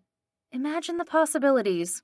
Instant gum remover, a delicious high-protein snack, and a unique conversation piece. I'm sure a pocket-sized version would be the ultimate hit. 3 minutes later, I've pulled off as much of the gum as possible and come up with a name for a product that I'm sure will be a game-changer for peanut butter lovers everywhere. Pocket PB. I can't wait to tell Mimi about my invention. I'm starting to really enjoy our relationship and learning more about my daughter. Every time she opens her mouth, she surprises me. In a good way. I even appreciate the times when she nearly gives me a heart attack with her joking. I feel like those moments are part of my rite of passage as a parent. The good, the bad, and everything in between are what I've missed out on for far too long. I don't want to miss out on any more. I'm throwing away the used napkin in the trash when an idea comes to me. I don't have to miss out on any more of Mimi's life. Not if I move back to California. Should I, Lord? What about New York? Calvin? What about my job? Usually a decision as big as this would make me run for the nearest chocolate bar, but there's no urge at all. Only a calmness, followed by a giddy kind of excitement. It's like the peace I experienced when I became a Christian. A peace that's bigger than all of my insecurities and fears. A peace that reminds me of how God sees each one of my flaws, failures, and regrets and loves me anyway. A peace that fills me with hope. I haven't been a perfect mom, or even a good one, but I vow to be there for Mimi from this day forward. I'm her mom, and I'm going to show her how much I love her. The choice is clear. I choose my daughter. The giddiness within me bubbles up, ready to spill out. I can't wait to tell Mimi the news. I start running, which looks more like a shuffle-hop deal since the bottom of my shoe is still sticky, but I'm back at Mimi's side in a matter of seconds. Mimi, guess what? She turns around when she hears my voice, but the wide-eyed look on her face isn't what I expect. Only when she steps to the side do I see the reason for her worry, and the reason for my heartburn, which has returned in full force. The Lord is my shepherd. Psalm 23 pops into my head. I don't think coming face to face with Peter's mom equals a darkest valley kind of moment, but my brain automatically switches to fight or flight mode. Nine presses her lips together and eyes me warily. She hasn't changed a bit. Still stern, shrewd, and commanding despite her small stature. She looks regal and composed with her silver hair pulled back in a bun. It's a wonder she survived a 14-hour flight wearing a body-hugging Chinese qipao. But that's Nine for you. Always putting her best foot forward. Except for today, since her right leg is strapped inside a plastic walking boot. I step forward and say hello with my brightest smile. Nine! Ni hao! That's all the Mandarin I managed to squeak out because the Broca's area of my brain goes on the fritz. The left hemisphere has put up a close sign and gone on vacay, leaving me feeling more helpless than a fish on dry land. Nine shakes her head when she finally speaks. It's Nin hao? Yikes. I'd forgotten to use the formal version of you that's reserved for elders and VIPs. I quickly correct myself and try again. Nin hao, Nine. She grunts in return, which is all I need to hear to know that things were a lot simpler a minute ago when gum on the bottom of my shoe was my only problem. Chapter 14. Peter. Real love doesn't meet you at your best. It meets you in your mess. Quote by J.S. Park. 2 out of the 3 women in my life are losing it. Mimi's losing her patience with Nine, who's been milking her sprained ankle for all it's worth. Since returning from the airport, my mother has given bed rest a new meaning. There is nothing restful about her constant demands. Demands which she relays only to Mimi now that she's not talking to me. According to Mimi, she's not happy I didn't pick her up, and that I invited my ex-wife into, quote-unquote, her home without telling her. Apparently, she's lost her sense of peace and security. Piper's the only one who found something today. She's wisely hiding in my room away from all the drama, sorting out her luggage. I wish I could be there with her, too. Nine says having Mom here is bad for her recovery and will make her heart condition worse. Mimi whispers as she places an empty plate on the kitchen counter. I stop stirring the Chinese herbal soup I'm heating up for my mother. Apparently, she won't talk to me, but she will accept the food I make. I glance at Mimi, confused. Heart condition? Nine doesn't have a heart condition. She doesn't even have high blood pressure. She does as of today. Mimi rolls her eyes. She's not being fair. What does she expect us to do, kick Mom out? Doesn't she care that I want Mom here? I finally get to spend time with her. I set the soup ladle down to focus all my attention on her. I've never heard Mimi this upset before. She's usually accommodating and extra polite. I'm relieved to see this side of her. It proves that she's human and not some alien who took over my teenage daughter's body like I sometimes wonder. I placed my hands on her shoulders and leaned down so we're eye to eye. You're right. Nine-Eye's being unreasonable, but having your mom here did catch her by surprise. Plus, she's cranky since she can't get around as well with her injury. I know it's hard, but we need to show her some understanding and grace. But she's so extra right now, even more than usual, which I didn't think was possible. Neither did I sigh. Let me talk to her, sweetheart. I'll explain to her how important it is for your mom to be here. She's a mom. I'm sure she'll understand. Mimi quirks a brow. Sure, Ba. Good luck with that. Anyway, I need to get to the cafe now, so Nine-Eye's all yours, she adds with the first genuine smile I get from her all morning. Great. I don't even try to hide the disappointment in my voice. I'd much rather eat nothing but bitter melon than play nurse for my mother. Getting back in her good graces will be more humbling of an experience than pulling my hamstring was, and one that I won't recover from as quickly. But for Mimi's and Piper's sakes, I need to try, and maybe pray for a miracle. Thanks for helping with Nine-Eye, Mimi. Have a good time at work. Once Mimi leaves, I bring my mother more soup. She's taken over the living room couch since she claims she can't make it up to her room. Mimi did a great job in helping her get settled with a pillow behind her head and a blanket pulled up to her chin. I breathe a sigh of relief when I notice her eyes are closed and her breathing slow and even. It looks like jet lag has finally caught up to her. It's a shame I can't talk to her right now, but they say never wake a sleeping bear, and whoever they are usually right. I set the bowl down quietly on the coffee table, then turn to make my escape. I'm halfway across the carpet when I hear a soft, that makes the hair on the back of my neck stand up. Was that a snore or something deadlier? Holding my breath, I pause to listen more closely. A few seconds tick by in silence before I hear it again, this time louder. After a moment, the grows softer, then louder until the pattern becomes consistent. Aha! It's a snore, all right. There's no doubt about it. My adrenaline subsides and I continue tiptoeing toward the stairs. I'm a foot away from the wooden banister and my taste of freedom when I hear a new sound. My shoulders tense. That was not a snore, or anything remotely resembling a snore, unless my mother is clearing her throat in a dream. Artsu. Okay, there's no denying it now. She's awake and calling out for her son. And since I'm the only son and offspring she has, which she so often likes to remind me of, it's time for me to stop acting like a teenager sneaking into the house after curfew. I'm a 40-year-old man, for crying out loud. Yes, one who still lives with his mother, but it's a cultural tradition that won't be changing anytime soon. No wonder I'm still single. Ma, you're awake. I turn around and walk back toward the couch. It's a relief that she's talking to me again, so I can't be that much in the doghouse. How are you feeling? Terrible, she laments in a trembling voice. How do you expect me to drink the soup? It's much too far away for me to reach. Oh, right. I'll bring it closer. I hold out the bowl and wait for her to take it.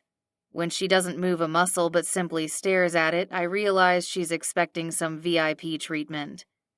Do you want me to feed you? You have to ask, she balks. Do you not remember who took care of you when you were sick? All those days I cleaned up after you, all those nights I stayed up waiting for your fever to break. I really don't ask for much. I take a deep breath as she continues murmuring. A simple yes or no would have sufficed, but this is my mother we're talking about. The guilt trips are strong with this one. They have been all of my life. The old me, before Christ, would have turned my back on her, which is what I did when I went to China. The new me who's experienced grace and forgiveness from God is a bigger man. Or at least trying to be. I can't very well tell Mimi to show grace to her grandmother and not do so myself. Yep, parenting is hard. Adulting is hard. Life, yeah, that's hard too. But feeding my mother soup technically isn't that hard. I sit down beside her and offer her a spoonful of soup. The sweet smell of goji berries and red dates fills the room, but her expression is as sour as ever. Here, try some, Ma. Did you soak the herbs first? You're supposed to soak them first?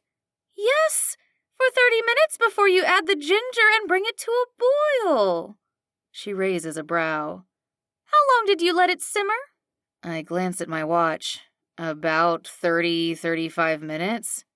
It should be 35, not a minute less. Okay, I stand corrected. Feeding my mother soup might be one of the most difficult things I have ever done. It might even top med school. Maybe I should drink this herbal mixture instead. I could sure use the stress relief of the Cotinopsis root that I included. I say a prayer for patience before I open my mouth again. I'm sure it was long enough. Come on, have some. Doctor's orders. Mentioning my profession always puts a smile on my mother's face. She still enjoys bragging to her friends about her son, the doctor. My half-joke, half-command works. She opens her mouth and takes a small sip. Not bad. I grin. Not bad is practically a compliment in my mother's book. I feed her another spoonful, which she readily accepts. A healthy pink color returns to her cheeks the more she drinks. Yes, now we're getting somewhere. I lean back against the couch cushions, feeling more confident about addressing the elephant in the room. Or rather, upstairs. Ma, I hope you understand why I invited Piper to our home. I'm trying to do what's best for Mimi. Her therapist thinks she needs to get to know her mother, and Piper wants to know Mimi better too. My mother frowns and waves the soup away. What does this therapist know about Mimi? I am the one who raised her from the time she was a baby. Ma, I'm sure you know Mimi well, probably better than anyone. But this therapist is a professional who understands teenagers. I trust her opinion and advice. I understand teenagers. Why don't you talk to me? I can give you plenty of good advice for free. I choke back a laugh. I'm sure you can, but it doesn't hurt to get a second opinion sometimes. That's what I tell my patients to do. Why? You were just telling them to waste their time and money. You know they will come back to you because what you told them in the first place was right. Not always. Well, most of the time, yes, but that's not the point. I turn to face her. The point is that Piper is here now, and I would like you to give her a chance. A chance for what? A chance to spend time with Mimi, and for you and her to get along. Fine. She purses her thin lips together, then narrows her eyes. What about the two of you? What about the two of us? You still like her. What? I scoff loudly. What are you talking about? I'm your mother. I know everything there is to know about you, including the number of bugs in your stomach. Bugs? My hand flies to my midsection. I don't have any bugs, Ma. You know what I mean. I may not have bugs, but I do have a case of indigestion from all her questioning. Why am I so easy to read? It doesn't matter how I feel about Piper, she's engaged. Engaged? To whom? Her old boyfriend from college. He lives in New York.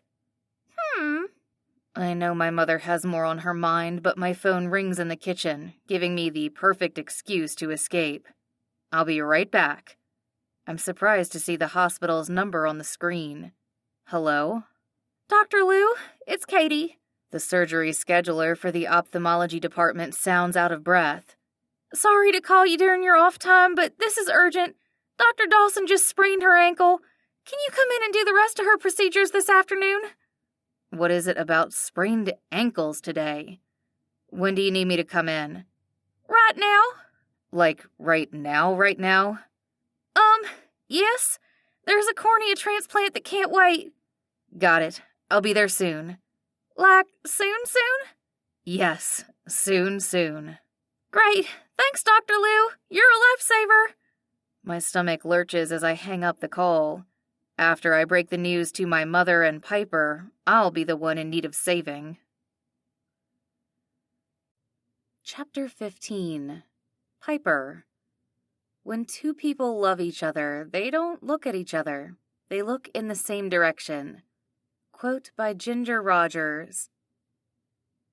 I don't know what's more stressful, knowing I have to end things with Calvin or having to feed soup to my ex-mother-in-law.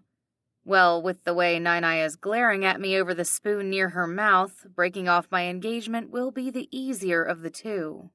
The Lord is my shepherd. Psalm 23 plays in my mind again as I swallow my nerves and plaster a smile onto my face. Do you want to take a break? Maybe take a nap? Or I can turn on the TV for you. How do you speak Chinese so well? Nainai narrows her eyes at me. Why do you speak Chinese so well? The last time we were alone together, many years ago, I had gotten by with nonverbal communication.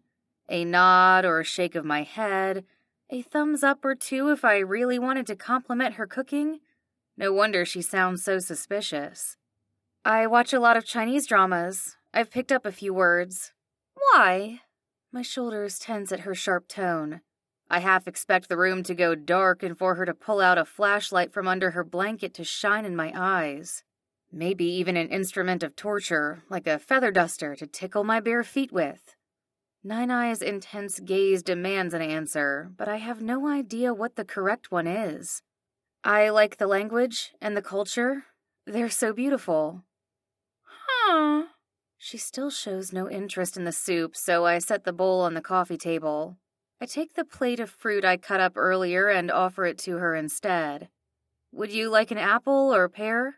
She shakes her head, but keeps her eyes trained on me. Your nose is taller than I remember. That explains why Mimi's is so tall. My hand flies up to the bridge of my nose. I'm not sure if her comment is meant to be a compliment or not, but I smile and say a tentative, "Thank you. It's nice to hear that Mimi has my nose." Since she doesn't want any fruit, I take a slice of apple for myself. The crunch, munch, crunch sounds that soon fill the air are a welcome reprieve from the silence. But only for me. Nainai's brows furrow every time I take a bite. Soon a deep wrinkle appears in the middle of her otherwise smooth forehead. Why must you be so loud? Sorry. I stuff the last piece into my mouth and try to chew as quietly as possible. It's an uncomfortable act of mashing the fruit between the roof of my mouth and my tongue, a move that has me pursing and twisting my lips in random directions. I can only imagine how ridiculous I must look to Nainai, but the woman doesn't even crack a smile. Her expression is stoic, as if I had taken the last piece of fruit on the plate, a big no-no in Chinese culture.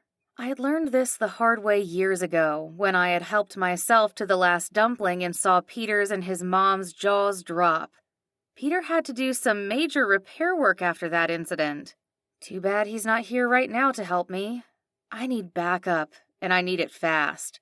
I jump to my feet, taking the bowl of soup with me. I'll go heat this up again so you can drink it later. Before Nainai can answer, I make a mad dash for the kitchen where I left my phone. Not 5 seconds later, I'm typing out a message to Ember. Code red. Code red! Ember replies, "What's going on? Are you okay?" I type out, "Do you have a minute?" Soon after I hit send, my phone buzzes with an incoming call. Ember, thank God. I need help. Both Peter and Mimi are at work, so I'm home with your aunt. I need some ideas on how to get her to talk to me. So far, all I've gotten out of her is a scary look, a criticism, and a compliment that might not be a compliment at all. Whoa, what? I thought she wasn't coming back that soon.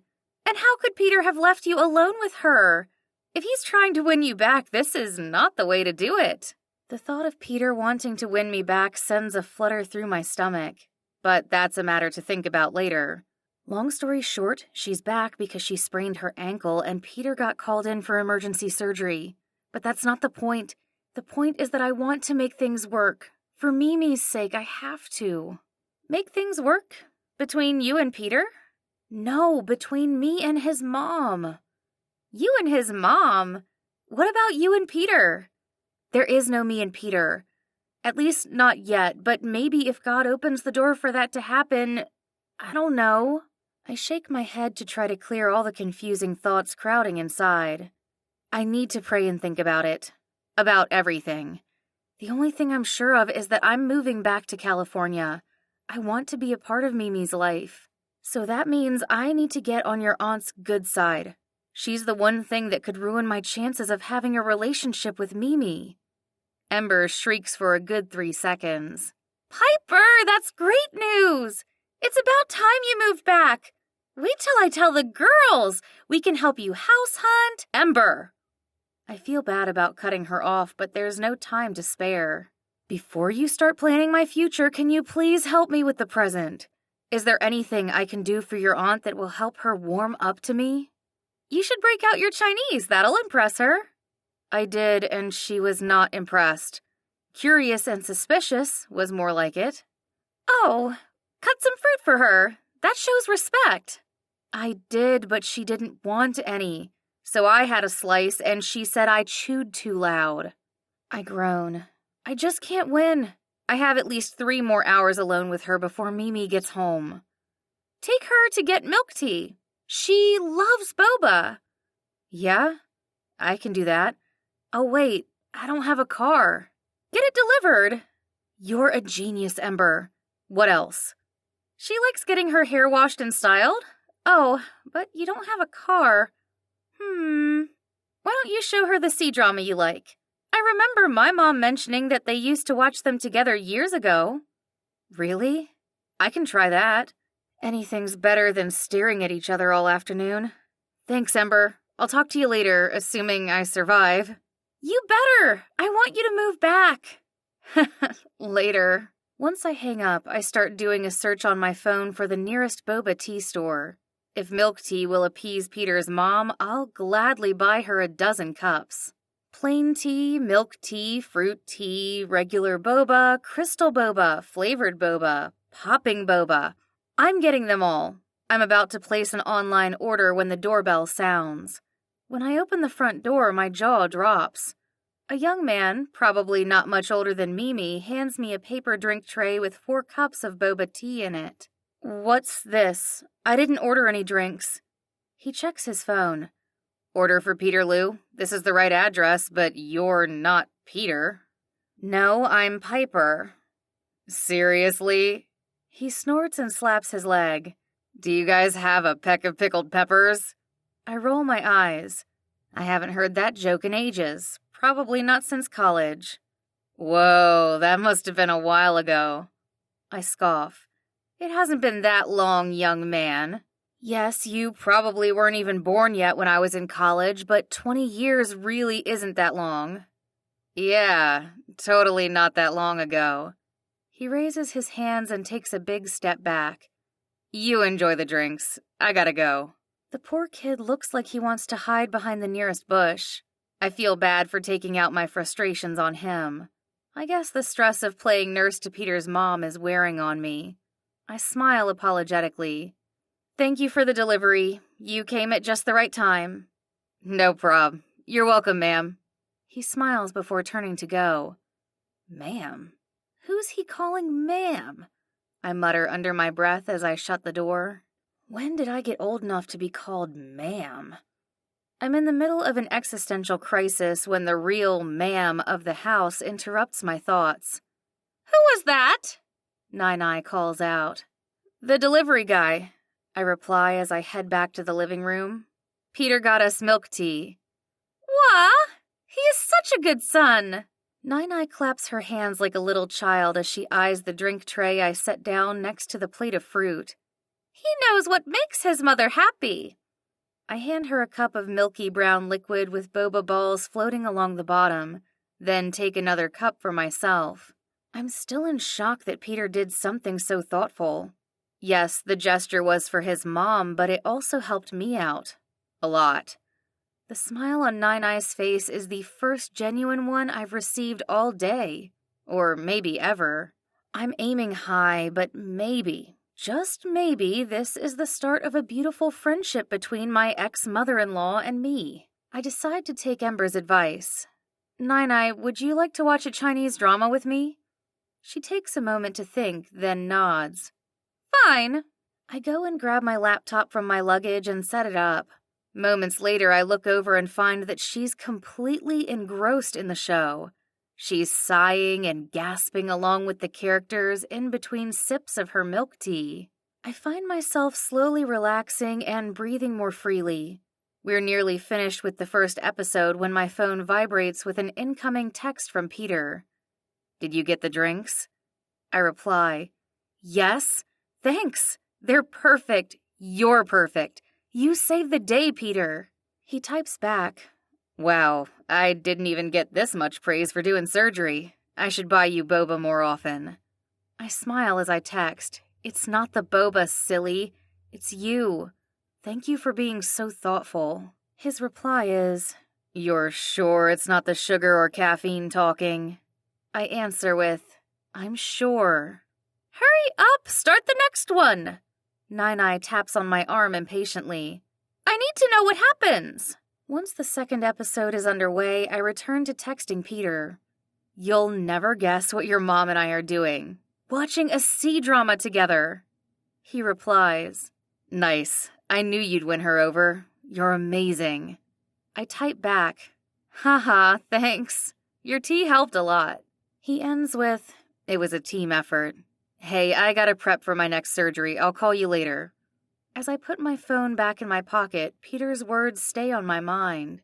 A team effort. I like the sound of that. The idea of Peter and me being there for each other, supporting each other like we once did, feels right. And to be able to work as a team along with Mimi would be a dream come true. Could we? Should we? Everything in me says yes. Chapter 16. Peter. The sweetest of all sounds is that of the voice of the woman we love. Quote by Jean de la Bruyere. My shift at the hospital lasted a lot longer than I expected. By the time I'm ready to clock out, it's nearly midnight. I make one last trip to the men's room before leaving since my bladder isn't what it used to be. Nighttime trips to the bathroom are becoming more frequent than they were in my 30s. It's a combination of being a light sleeper and needing to drink more coffee to stay awake during the day because I wake up so easily. The only time I slept well recently was the night I spent by Piper's side, an occurrence that unfortunately won't be happening again. Why the long face, Petey? A low, gruff voice asks from behind me. I look up from the bathroom sink and into the large mirror hanging in front of me. In its reflection, I see a tall, bearded man walking out from one of the stalls. His salt and pepper hair shines under the fluorescent lighting and complements his dark gray overalls. I'm surprised to see my small group leader, who's also a plumber, working so late tonight. Hey, Graham, what are you doing here? I could ask you the same. He sets a large metal toolbox on the counter, then washes his hands in the sink beside mine. I just stepped by to check on a leak. I thought you took the week off to spend with your ex-wife and Mimi.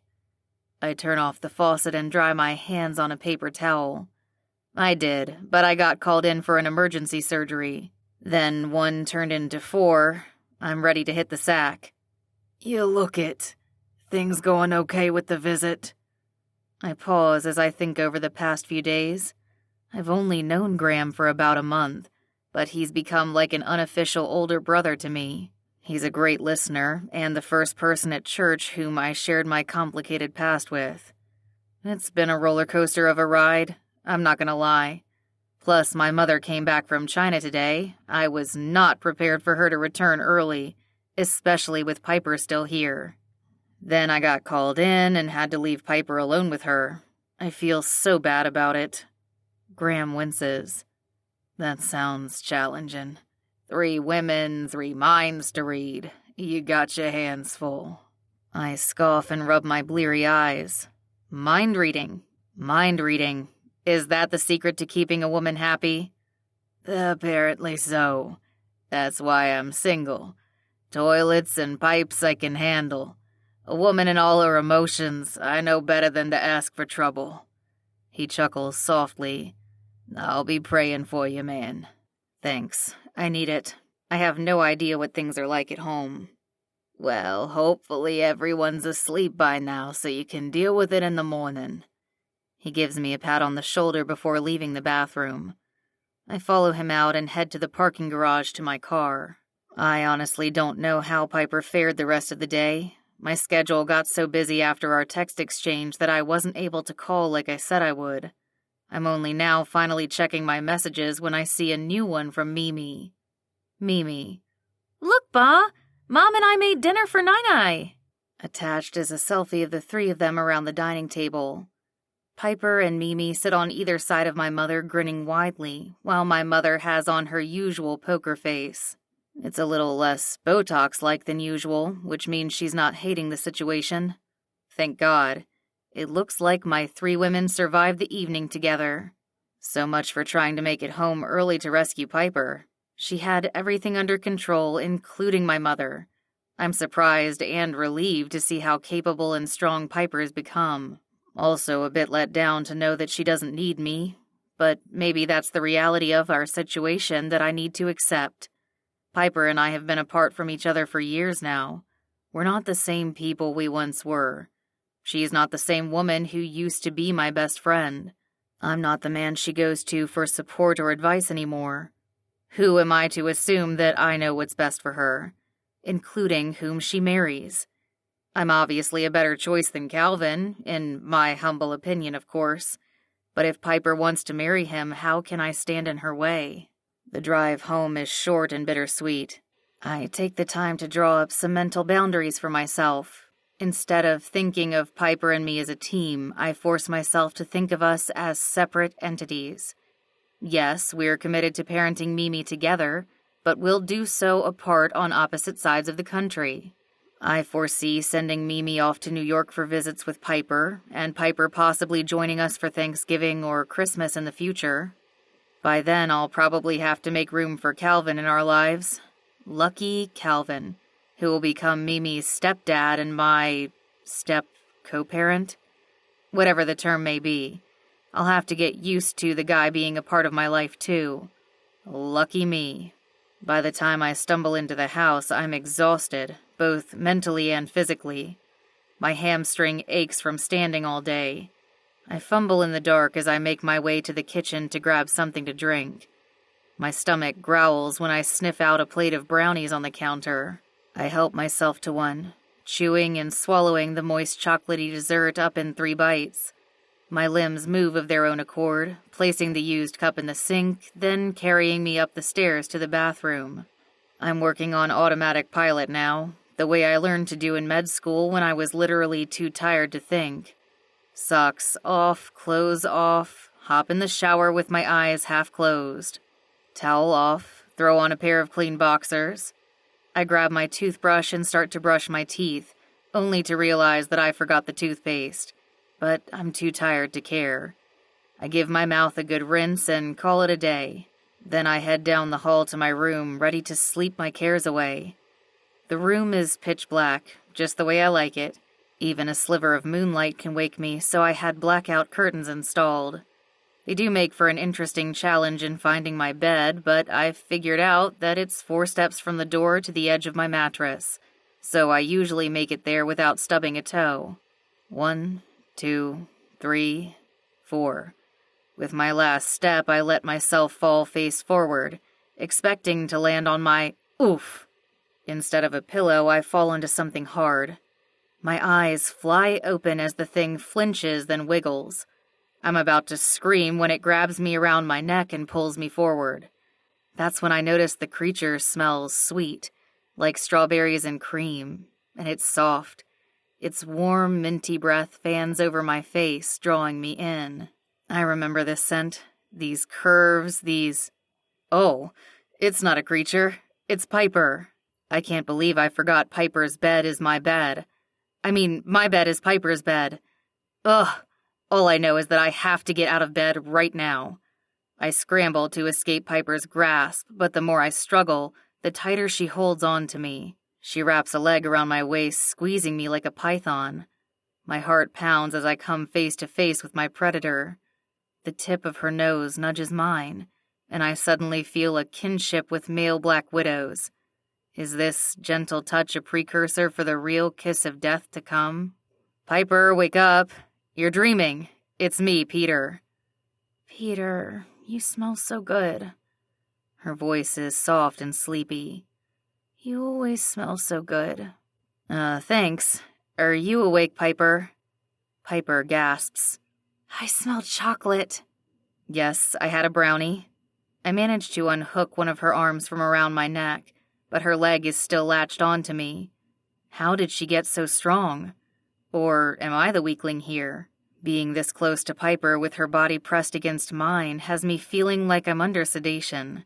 She's my anesthesia, lulling me to a magical land with her warmth and scent. I don't know how much longer I can fight the pull.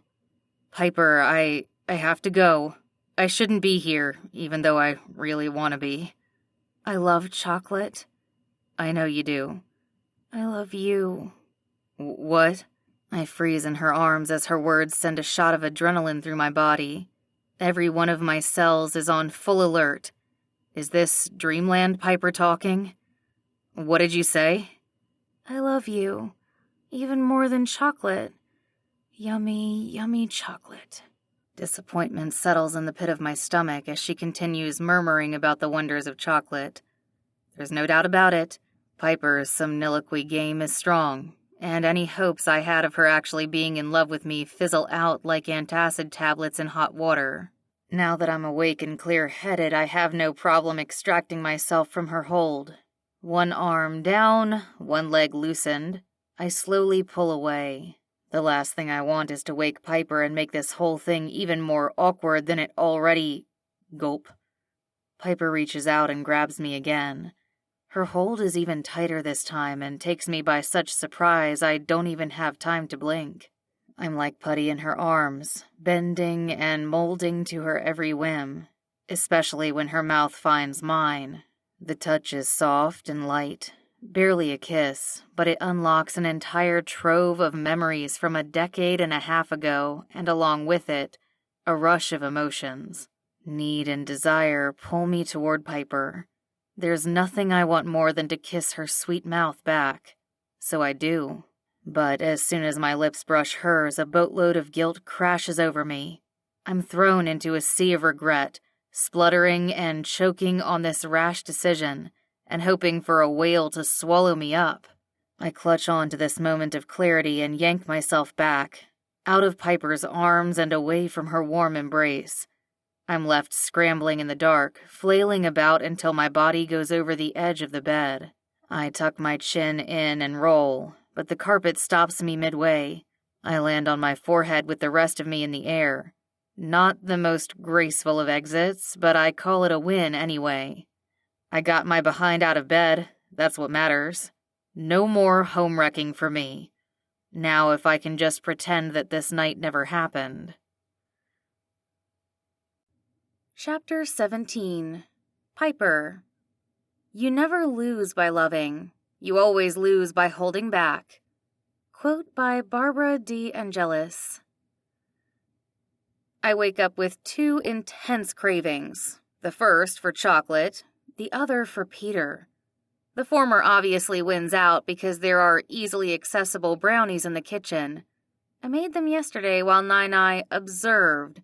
She calls it observation. I call it supervision. My day of playing nurse had actually turned out better than I expected, especially after Mimi got home from work.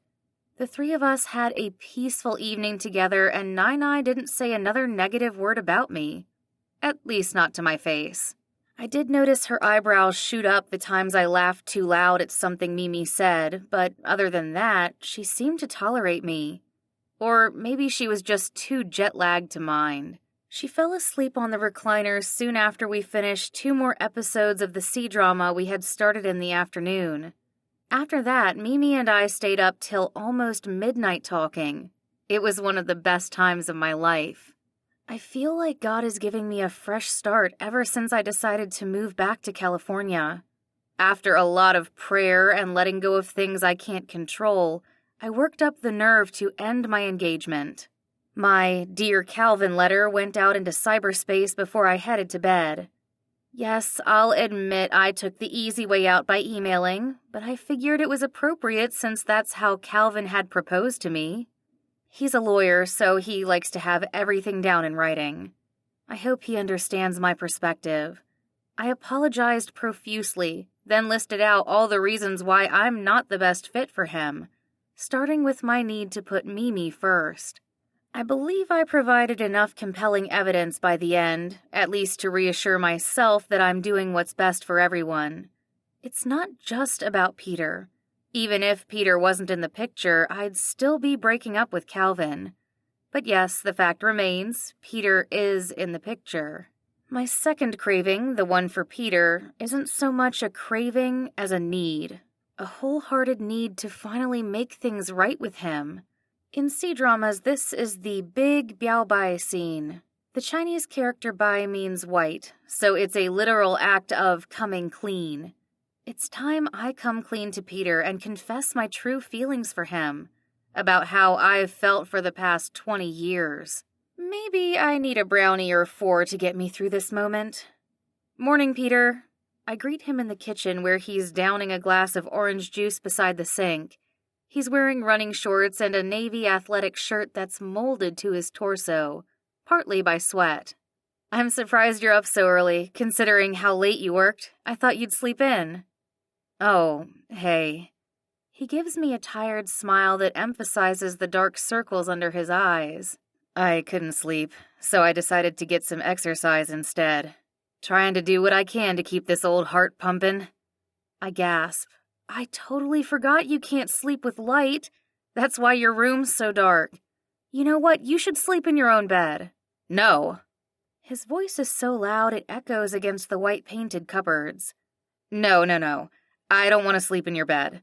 I study him carefully. It must be sleep deprivation talking because Peter has this harried look that I haven't seen since med school.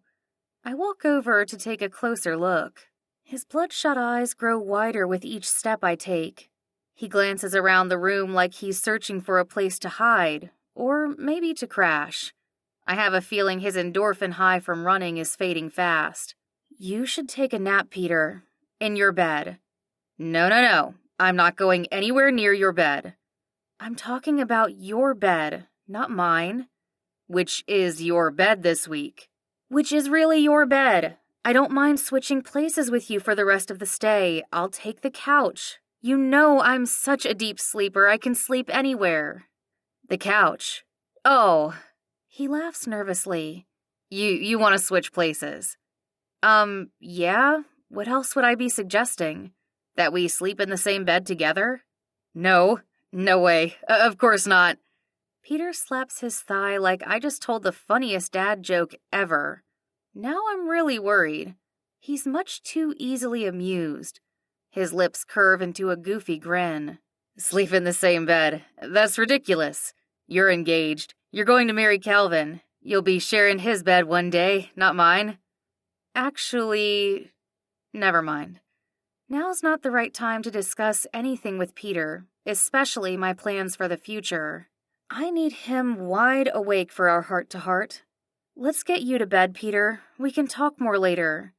My bed, not yours, right? Yes, your bed. His eyes are half closed, so I take him by the elbow to guide him around the kitchen island, then to the stairs. Come on, sleepyhead. We've just reached the second floor when he jerks his arm out of my reach. I've got it from here. I know where my room is. Mimi pokes her head out of her room when we pass. She takes one look at Peter and cringes. Is Ba okay? He looks high-key out of it. He didn't sleep well. That's why I'm taking him to bed. No, you're not, Piper. He calls over his shoulder as he shuffles toward his room. I'm taking myself to bed. I can get there in my sleep. If he doesn't hurry up, he will be. I sigh and place my hands on my hips. He's still as stubborn as ever. I don't know why he won't let me help. Mimi grins. You guys sound like an old married couple. I roll my eyes as Peter disappears from view. We're getting older, that's for sure. Did you tell him the news? He's going to flip when he hears you're moving back. I place an arm around her shoulders and give her a squeeze. The joy in her voice tugs at my heart and fills me up better than any cup of coffee. Maybe I'm a decade and a half late to this parenting game, but I won't be sitting on the sidelines anymore. I'm all in now, raring and ready to go. Even ready to jump into the ups and downs of the teen years. Thank the Lord Mimi is the sweetest kid around. She deserves as much joy as she's given me and more. I hope to be able to give that to her. Not yet, but I'll tell him after his nap. Hopefully he'll be less of a grump then. Hopefully. Mimi hugs me back. I'll go check on Nai-Nai, then I'm gonna bring some brownies over to Nolan. Okay, see you later, sweetie. I watch her bound down the stairs, her pink skirt swishing around her knees. She reminds me of a meme I saw recently. The thing I miss most about my youth is having energy. No wonder Mimi called Peter and me old. I had a great night of sleep, but my body doesn't have the same pep or zing it used to. Sagginess, on the other hand, that's a different story. I'm grateful I don't need to worry about trying to impress Peter with my appearance. Our friendship is so much deeper than that. I pray it will be the perfect foundation to start a future together on, because I would love nothing more. I decide to check on Peter and make sure he got into bed in one piece. When I reach his room, the curtains are still open, but he's sprawled out, snoring away. He must be exhausted to be sleeping with sunlight still streaming in through the window. I smile to see him so relaxed. One of his socks dangles off his foot like a white flag of surrender.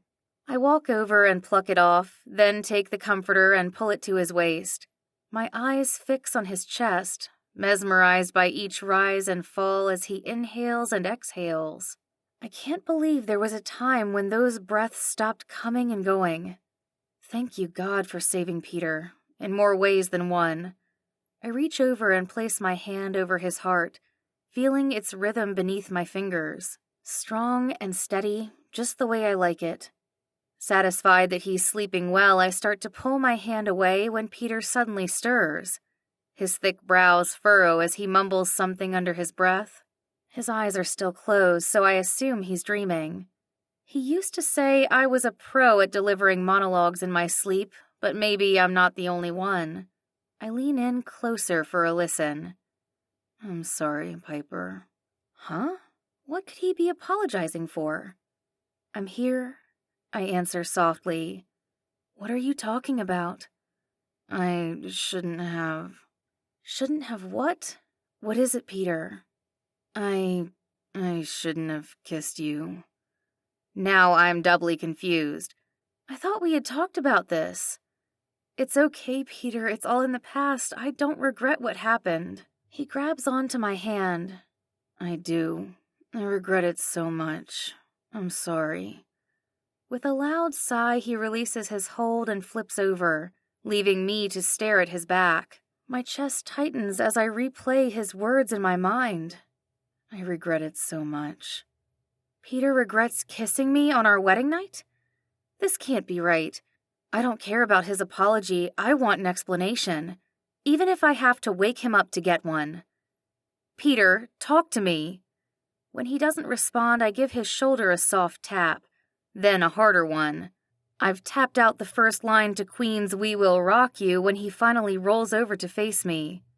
What do you mean you regret kissing me? His eyelids flutter open, then shut. Mary Calvin, forget about me. What? Peter! The only answer I hear is Peter's soft snoring, followed by the sound of footsteps behind me. Mom? I glance over my shoulder, surprised to see Mimi's pale complexion. What is it? Is Nai-Nai okay? She's fine, but there's someone here to see you. Who is it? I think it's him. She lowers her voice. The guy Ba calls Stage 5 Clinger? What? My stomach sinks. Calvin's here? How did he find me? She shrugs. I don't know, but he really wants to talk to you. I bet he does. If he rushed all the way across the country, he must have a lot to say. More than an email would suffice. I should have known he wouldn't let this go so easily. He's used to presenting his case and getting the last word in. Let's just hope he lets me get any words in. Peter will have to wait. I need to deal with my personal Goliath first. Chapter 18. Peter. Love is like pie. Natural, irrational, and very important. Quote by Lisa Hoffman. I had the weirdest dream. Piper was in my room, and I told her I kissed her. It's gotta be a dream, right? First of all, I wouldn't be sleeping in my own bed. But when I crack my eyes open, I see my familiar bedroom window with its blackout curtains wide open. I wince, letting my eyes adjust to the bright sunlight streaming in. How I had managed to fall asleep like this, I don't know. I must have been more tired than I thought. Oh. My heart rate skyrockets as I shoot up into a sitting position. This means the dream was real. I told Piper I kissed her. What must she think of me now?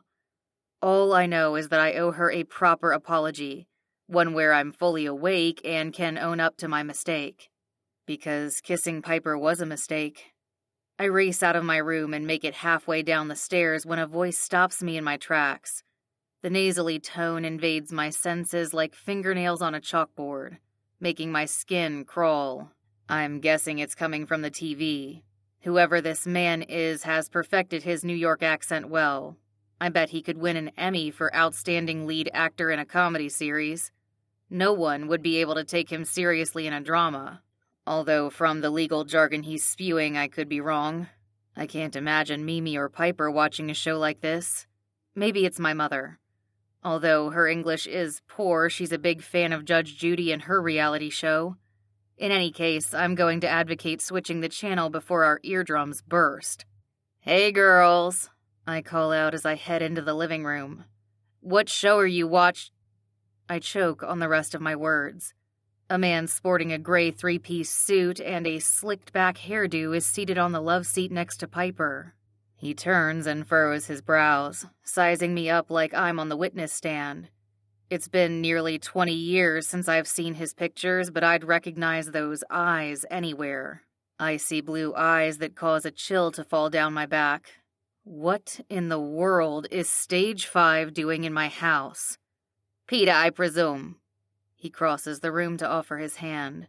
When he clasps mine, he gives it a long squeeze before letting go. His smile is cordial, about as cordial as a lion sizing up its prey, but definitely more of a baby lion with that squeaky voice of his. I'm Calvin. Calvin Clone. Our acquaintance is long overdue, wouldn't you agree? Yes. By at least a decade, if not more. I glance at Piper to gauge her reaction. She wiggles her eyebrows at a furious rate, as if she's trying to communicate with Morse code. Actually, all the women in my life are speaking with their faces. Mimi, who's sitting on the other sofa, has her nose wrinkled in disgust. Beside her, my mother purses her mouth together like she just ate some bitter melon. Everyone's focused on me, apparently waiting for me to make the next move. What the next move should be, I have no idea. What, brings you to California, Calvin? Calvin huffs. I should be the one asking the questions, don't you think? I swallow hard. Did Piper tell him about our kiss? Is that why he's here? To sue me? To exact revenge? To stake claim on his woman? He may be the lawyer, but I want to grill him as much as he wants to grill me. Possibly literally, too. His glare is so intense my skin heats up like I'm standing next to an open flame. All right, what is it you want to ask me? Where were you the night of August 17th? August 17th? Wait, you mean last night? I was at work. And what were you doing there? What I usually do at the hospital. Work. I scratch my head. I did a couple of surgeries, wrote up my notes, grabbed dinner from the cafeteria. The usual routine. I don't understand what your visit has to do with where I was or what I did last night. Piper raises her hand. Calvin, is this really necessary? This is between you and me. Please leave Peter out of it." "Objection! This has everything to do with him." Calvin spews the last word out of his mouth like he's in a watermelon seed spitting contest. "He's done everything possible to come between us, starting from the moment you met him at Stanford, disguising dates as study sessions, pressuring you into marrying him, then binding you to him with an offspring." He points a finger in my direction. "Don't think I don't see right through you, Peter. I'm on to you. I've been on to you for years. I know you're trying to remove me from the picture so you can get your grubby little hands on Piper." Everything he said is preposterous, yet also somewhat true. I did enjoy spending all that one-on-one time with Piper. While I didn't pressure her to become my wife, I accepted her offer quite readily, and I'm not unhappy at all that we have a daughter together. But his last statement irks me to no end. I draw the line when it comes to attacks on my personal hygiene. Grubby little hands? I wiggle my fingers in front of Calvin's face. "I'll have you know that these are the cleanest hands this side of the Golden Gate Bridge. I always use plenty of hot water and soap, and I sing happy birthday from beginning to end 5 times in 4 different languages. English, Mandarin, French, and Spanish. And that's when I'm not prepping for surgery." "Nice, Ba," Mimi whispers from the sidelines. "You've got this." I give her a wink, then cross my arms over my chest. With a wiggle of my eyebrows, I stand tall and erect, daring Calvin to make the next move. He taps one foot, leaving an imprint on the carpet with the sole of his shiny black Oxfords. My jaw drops. He walked into my house with his shoes on? I can't believe my mother hasn't struck him down for breaking this house rule. Not just our house rule, but a long-held practice in all Asian homes. Even Piper was aware of this tradition years ago. Removing one's shoes is not only a sign of respect, but an effective way to keep dirt and germs out. Apparently, someone needs a lesson on hygiene. I wouldn't talk about my grubby little hands if I were you. What about your grubby little feet? Are you aware that you're tracking around multiple strains of bacteria and pesticides on the bottom of your shoe? Objection! What? I object to these self-serving statements. Self-serving? These are scientific findings. Calvin mirrors my pose and takes a step closer. Don't belabor the point, counselor. The real issue here is that you're not denying your involvement in trying to break Piper and me up. My jaw twitches. Mr. Law and Order has crossed the line. It's time I put my foot, my non-shoe-wearing, extremely hygienic foot, down. Overruled. Motion denied. Well, undeny it because I have no intention of coming between the two of you. Calvin looks at me over the rim of his thick-rimmed glasses. You don't? Peter, remember you are under oath. I am? Of course. Are you not a law-abiding citizen? That I am. Then you are to abide by the law and tell the truth, the whole truth, and nothing but the truth. So help me God. I stand at attention and raise my right hand. There is something about hearing these courtroom words that makes me fall in line. Or it could be my guilty conscience working overtime. I don't want to be at fault for sabotaging Piper's engagement, even if every bone in my body thinks she's making a huge mistake. As her friend, I want to respect her decisions. And as her ex-husband, who kissed her last night, I need to keep my nose out of her business. Piper's happiness and well-being is all I care about. If she wants to marry you, who am I to stop her? Calvin beams as he does a slow clap. The sound rings out loud and clear like a gavel in a courtroom. Alas, Peter, you are a man of reason. I applaud you for coming to your senses. Is this your sworn testimony? I release a long breath. There may not be a Bible under my left hand, but I am speaking the truth. Yes, I suppose so. Ba! Mimi jumps to her feet. What are you doing? You can't be okay with this. My heart leaps into my throat. I hate disappointing Mimi. If I could give her the family she deserves, I'd do it in a heartbeat. But I'm stuck. Stuck between what I want and reality. And this reality is a scarier beast than Calvin's voice and my mother's look of disdain combined. I've surrendered to it. It's time to help Mimi face it too. Sweetheart, your mom has her own life to live, and I have mine. But you love Mom! You guys loved each other enough to have me! What happened before, that was a long time ago. It won't be happening again. But Ba! Piper grabs a hold of Mimi's hand. Sweetheart, your father's made up his mind. We need to respect his decision. But Mom! The important thing is that you have both of us back in your life now. I promise to be there for you from here on out. Ahem! Calvin clears his throat loudly as he holds up his phone. What about the promise you made me, Piper? Are you serious, Calvin? I object. I object to your self-serving statement. Good one, Mom, Mimi gushes as she takes a seat again. I could object to a lot of things right now, Piper continues, her voice wavering. But I'm going to get to the heart of the matter. Calvin gestures for her to speak. Proceed. She stands up with her arms crossed and walks over to Calvin. Her complexion is ashen, and she's hugging her torso like she's about to lose her breakfast. I understand that she's feeling annoyed with her fiancé. Who wouldn't be with all of his legal mumbo-jumbo? But she seems more than annoyed.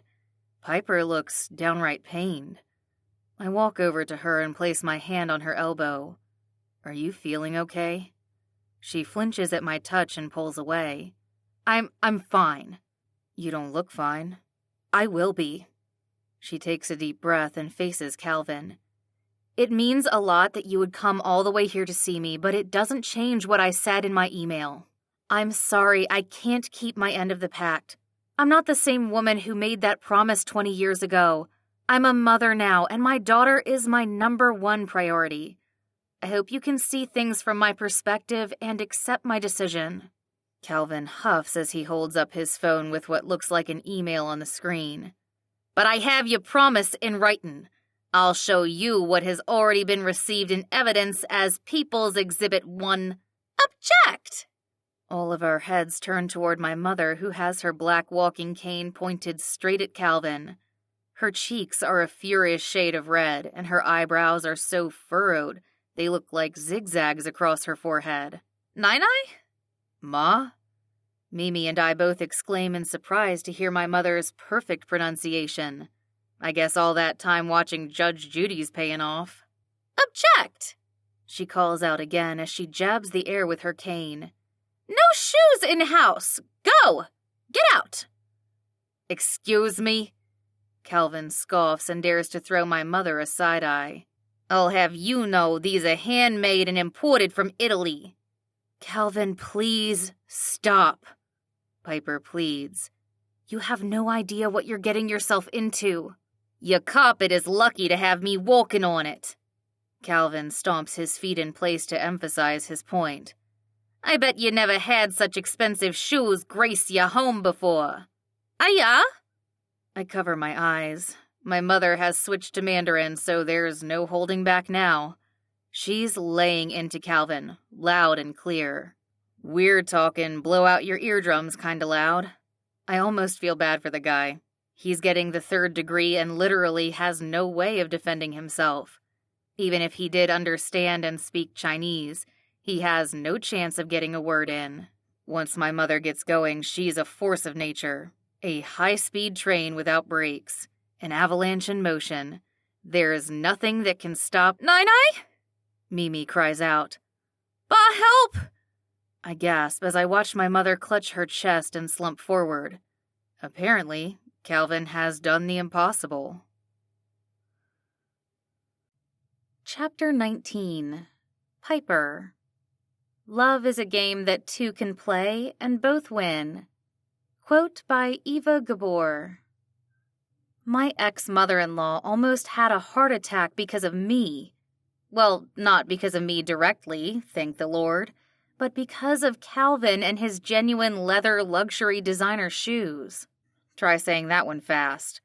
Fortunately, what Nai-Nai experienced was an arrhythmia caused by a spike in her blood pressure.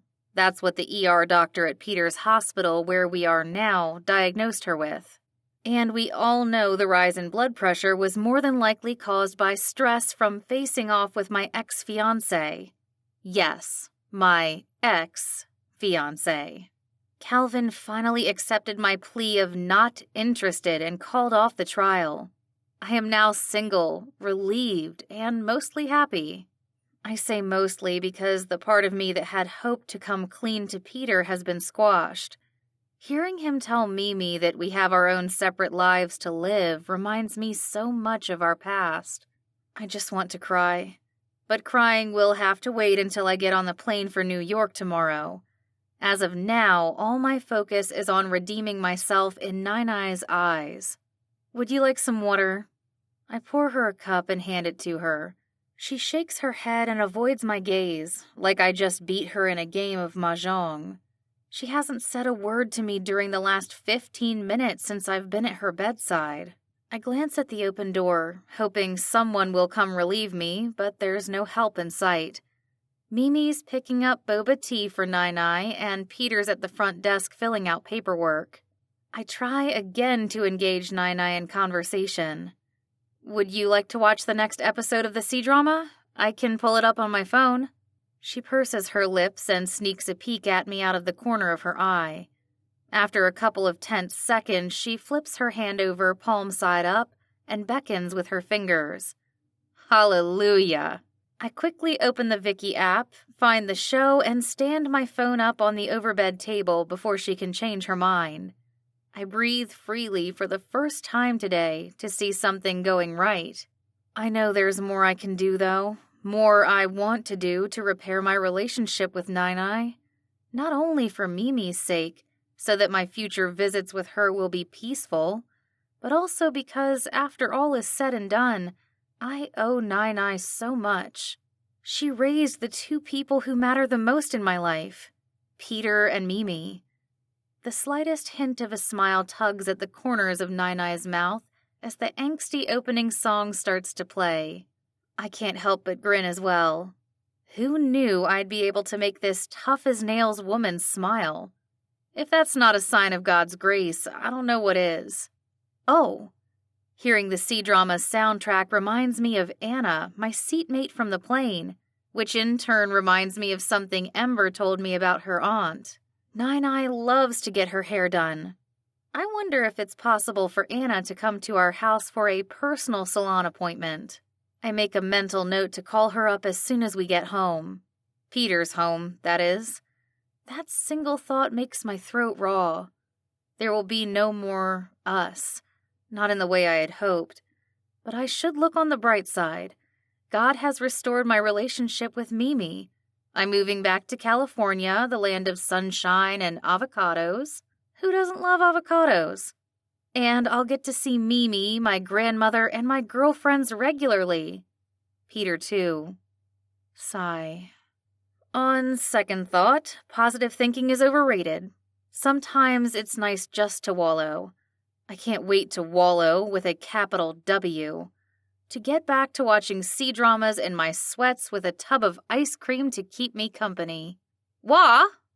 I look up to see Nine-Eye pointing at the phone screen as the main actor comes into view. It's a close-up shot of his angled jaw and charming smile. A smile that can melt the coldest of hearts, as evidenced by Nine-Eye's approving nod. He's handsome, isn't he? He reminds me of someone. That's what I thought too when I first saw him. I wonder who. Peter, of course. I'm surprised she can't see it. The resemblance is so uncanny. I wonder if I'll ever be able to watch this C-drama again without feeling an ache in my chest. Peter is even more handsome, though. Of course, he is my son. She taps the screen to pause the video, then narrows her eyes and pins me in place with a knowing glance. You should tell him. Huh? I wonder if something got lost in translation because I'm not understanding Nine-Eye's request. Or should I say, command? Her tone is serious and firm. What do you mean? Tell him you like him.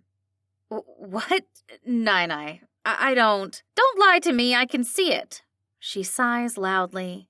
I admit I did not like you very much in the beginning. You ruined my plans for Peter. I had a nice Chinese girl picked out for him when you showed up. Then you had the audacity to get pregnant. My cheeks heat.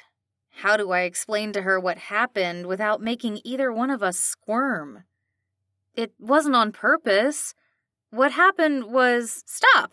I don't need to hear those kinds of details. Yes, sorry. What matters is that you gave me a wonderful granddaughter. I am thankful for that. I also realize now that I'm not getting any younger. Nine-Eye grabs a fistful of the blanket that covers her lap. She sighs again. This time the sound is softer and a little sad. I know I will not be around forever, and you will all surely miss me when I'm gone. She pauses to give me an expectant look. You all will miss me, will you not? Of course, Nine-Eye. You're Peter's mother and Mimi's grandmother. Of course we will miss you. Her lips curve into a satisfied smile. I know, I am irreplaceable, but do not let that give you too much pressure. I believe you are up for the task. I don't understand. You are to take care of them when I am gone. I wave my hands in protest. What? No, you're as healthy as an ox. You'll have a long life, God willing. There's no need to pat a horse's bottom. Now I'm really confused. This must be some kind of idiom that I'm not aware of. A horse's bottom? She rolls her eyes. It means to say something to make me feel good. Oh, I understand now, but I wasn't trying to do that. You really are healthy and strong. You've never even had a heart attack, and Peter's had one already. That is my point. My son works himself too hard. He does not listen to his mother anymore, but he will listen to you. That's why I need you to take care of him. The trust I see in her eyes takes me aback. I can't believe she thinks so highly of me. The thought boosts my ego and makes me want to break out in a cold sweat. I would like to take care of Peter, but... I pause to take a trembling breath. He said he has his own life and I have mine. There's no future for us. Nonsense! You can't possibly believe that. But it's true. He said he regrets kissing me. Nine-Eye grimaces. Why do you bother me with such details? Sorry. Listen to me. It must be a misunderstanding. I know my son. He likes you. He does, Mom. Soft footsteps sound behind me. I turn to see Mimi walk in with a tray of boba drinks. Ba loves you. His whole face lights up when he talks about you. I know he'd marry you again if you agreed to it. My head starts to spin. First Nine-Eye and now Mimi? I don't know what to think anymore. Then why did he say what he said? Yes, son. Nine-Eye calls out toward the door. Why did you say what you said? My stomach drops when I see Peter enter the room. The front of his hair stands up from where he's run through it with his hand, something he does when he's worried. He looks up from the paperwork in his hands and gives us a blank stare. Sorry, what did I miss? Why did you say what you said to Piper? Nine-Eye repeats herself matter-of-factly. Yeah, Ba. Whatever you said that made Mom think you don't like her anymore. His jaw drops. What? Why would I say that? Exactly, son. Why would you say that? His gaze shifts from each one of us in the room as he rubs the back of his neck. Can you refresh my memory, Piper? What did I say to you? My gut clenches. Part of me wants to run out of here and escape this confrontation. That was my MO 20 years ago. But the older, braver me wants to get to the bottom of this situation. I just hadn't imagined doing so in front of Mimi and Nine-Eye. I shake my head. It's not a big deal, Peter. It is a big deal! Nine-Eye and Mimi yell in unison, making me jump. Peter smiles sadly as he steps closer to me. It's a big deal to me, too. Please tell me so I can remedy the situation. Because I very much do like you, Piper. I never stopped liking you. My breath catches in my throat. But you said this morning that you regretted kissing me on our wedding night. No, I regretted kissing you last night. Last night? You didn't kiss me last night. I did. I kissed you back. You kissed me back? Wait, that means I kissed you first? Slurp. Nai, shh. Mimi groans with one finger to her lips. Nai looks up from her cup of boba tea with a sheepish smile. I'll drink quieter. Go on. This is better than the sea drama. Peter smirks, then wiggles his brows at me. I immediately catch his message and wiggle mine back. We grin, then both of us head for the door. It's the first time in a long time that we're in sync again, and it feels amazing. Chapter 20. Peter. Love is like a friendship caught on fire.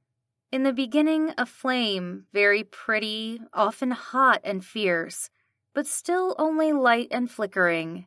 As love grows older, our hearts mature and our love becomes as coals, deep burning and unquenchable. Quote by Bruce Lee. Piper and I end up in a supply closet on the first floor. It's the room closest to the ER and the most private place I can find on such short notice. But it'll do. I don't care where we have this talk as long as we get to the bottom of things. It's time to come clean. Actually, given the fact that we're surrounded by boxes of rubber gloves, antiseptic solution, and disinfectant wipes, this closet is the perfect place to do so. I flip the light switch on, then stand with my back to a metal shelving unit that reaches the ceiling. My heart pounds as I face Piper. Our body is a foot away in this tight space. It's a challenge to think straight with her so close, but I force myself to focus on the topic of conversation, which I can't recall at the moment. Where were we? I ask her in English. Piper's bright brown eyes gaze up at me. You said something about a kiss? Right, the kiss. When I got home from the hospital, I was so tired I forgot you were staying in my room. So I got into bed and you started talking in your sleep and, well, somehow I kissed you. It was hardly a real kiss, but our lips did touch, and I kissed you back. I wince with regret. I know what I did was wrong. You were engaged, but I went ahead and kissed you anyway. I shouldn't have, Piper. I'm sorry. She holds my gaze for a moment before a smile settles on her face. Don't be, Peter. I broke up with Calvin last night before I went to sleep. When you kissed me, I was single. A single woman who made the decision to trust God with her future and move back to California. A single woman who very much wanted to kiss her ex-husband/best friend. I can hardly believe my ears. This is everything I've wanted to hear from Piper. You were? You are? You did? I was, I am, and I did? Her grin widens. It's always been you for me, Peter. That's why I offered to marry you. Why I chose to take your last name. Why I couldn't imagine marrying anyone else. I suppose it's also why I keep dreaming about you. I really thought that kiss was a dream. I didn't know it actually happened. Oh, it did. I was there. I really should be more careful about what I say and do in my sleep. Why? Are there other guys you grab and kiss when you're half awake? No, just you. Her laughter fills my ears. I'm afraid you're the only one lucky enough to be on the receiving end of that. Then let's keep it that way, because I meant what I said, Piper. You're the only woman for me. Yeah? I step forward and take her hands in mine. She gasps, as if touching me makes this moment more real. I know it does for me. I can't believe I finally get to confess my feelings to Piper. I'm ready to say the words I should have said decades ago. The worst decision I ever made was leaving you, but I'm ready now to be the man you deserve. I want to make our relationship work, for real this time. You and me too. I want us to be a family. I really believe this is God giving us a second chance. I'm yours, Piper, if you'll have me. Her eyes grew wide. Are you proposing? I glance around the closet. This isn't a romantic place in the least, but it kind of matches our relationship. It's unconventional and surprising, and hopefully memorable. I just wish I'd come prepared. I reach into my pocket as an idea comes to mind. I pull out a set of jingling keys and drop to one knee. This isn't how I'd planned on doing this, but I don't want to waste another minute. Piper Pitts, my home is your home. My remote, my bathroom, and all the chocolate in the house is yours. I'm yours too. All of me, including my receding hairline and pulled hamstring. I like the sound of that. Her lower lip trembles as she cups my face with her hands. And your bed? Is that mine too? Of course. I hope you won't mind sharing it. That can be arranged, as long as you don't mind someone snoring. So you do admit you snore. I said someone's, not mine. I'll take all the blame for any snoring that may or may not occur in our bed. I also promise to love and cherish you for all the days of my life. Will you marry me, Piper? She gifts me the most beautiful, teary smile as she plucks the keys from my hand. I will definitely marry you, Peterloo. I promise to love and cherish you for all the days of my life, too. Yes. I'm back on my feet, with some help from Piper, and pulling her into my arms, ready to kiss her when the door swings open. Oh, excuse me! An ER nurse wearing blue scrubs grabs a box of gloves off the shelf before quickly backing out. When the door closes, Piper and I both crack up. It's a good thing I don't work in the ER, I say. I'd never hear the end of it. Word travels fast in a hospital, Peter. We should get out of here before someone else comes in. Not before I get a kiss. I'd like a real one where both of us are fully awake and coherent. One that's intentional? She adds with a giggle. Yes, intentional, purposeful, and planned. There's going to be nothing accidental about this kiss. She wraps her arms around my neck. You sound like you mean business. You bet I do. Then let's do it. Yeah? She raises herself on her tiptoes and comes within mere centimeters of my mouth.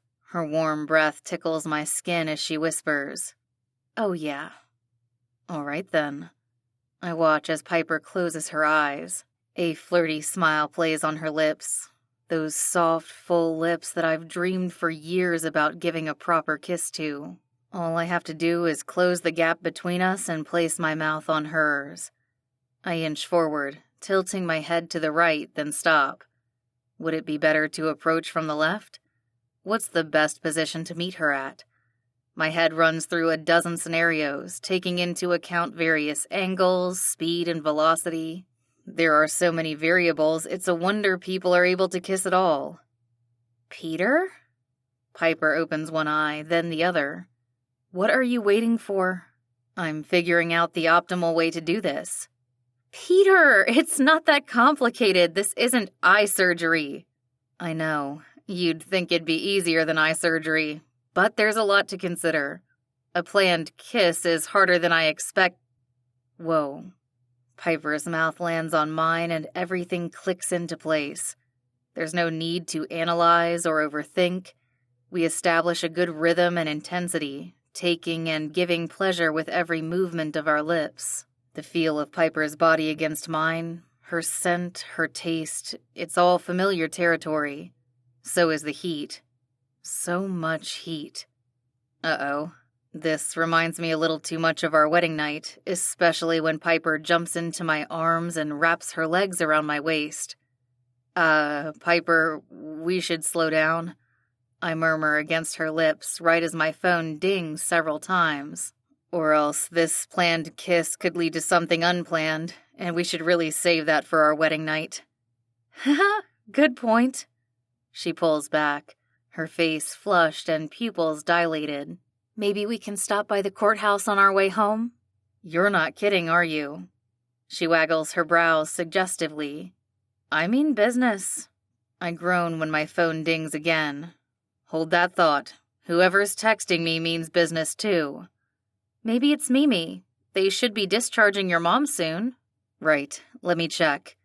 I set her down gently and give her another kiss on the forehead before I open up my messages.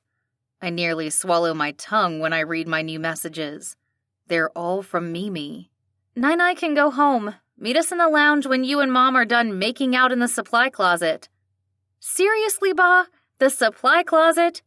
Yes, the whole hospital knows. I don't know if I should be grossed out or happy. I guess I pick happy. When I show Piper the text, she bursts out laughing. I told you word travels fast. Poor Mimi. She must be mortified. Mortified but happy. I point to the two emojis Mimi added to her last text, one of a puking face and one with heart eyes. I'm with Mimi. I pick happy too. I grab Piper's hand and lead her to the door. Let's go get married. Epilogue. Piper. Marriage is a lot like the army. Everyone complains, but you'd be surprised at the large number that re-enlist. Quote by James Garner. We did it. Peter and I made our vows at the courthouse with Mimi and Nai as our witnesses. We already had a wedding ceremony the first time around, so we decided to forego the formalities so we could start our life together. That's one of the benefits of being older and wiser and learning from our mistakes. We'd been apart for so long, we didn't want to wait a day longer to be husband and wife. Or a night longer, wink wink. Since we got married 3 months ago, I moved back to California and found a job at Peter's hospital. While we work in different departments and buildings, we carpool to and from work and have lunch together every day. We do avoid the ER, though, at all costs, especially since they dubbed our supply closet the pickle pit after the Peter Piper tongue twister. I don't know if we'll ever live that one down. Thankfully, our home life is boring and peaceful, just the way I like it. Sure, transitioning from living alone to living with 3 other people took some getting used to, but I love everything about it. Going shopping with Mimi, cooking meals under Nai's supervision, falling asleep and waking up in Peter's arms. These are just a few of the ways God has answered my prayers for a family.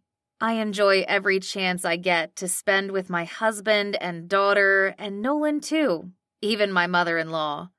Speaking of Nai, I think Peter's and my lovey-dovey behavior has rubbed off on her. Through Anna, my airplane seatmate who now is our whole family's hairdresser, Nai met a new friend. A new male friend. They've been enjoying each other's company for a few weeks now, but we haven't even met the guy. To say we're all shocked is an understatement. What do you think they're doing? Mimi wonders as she looks out the front window.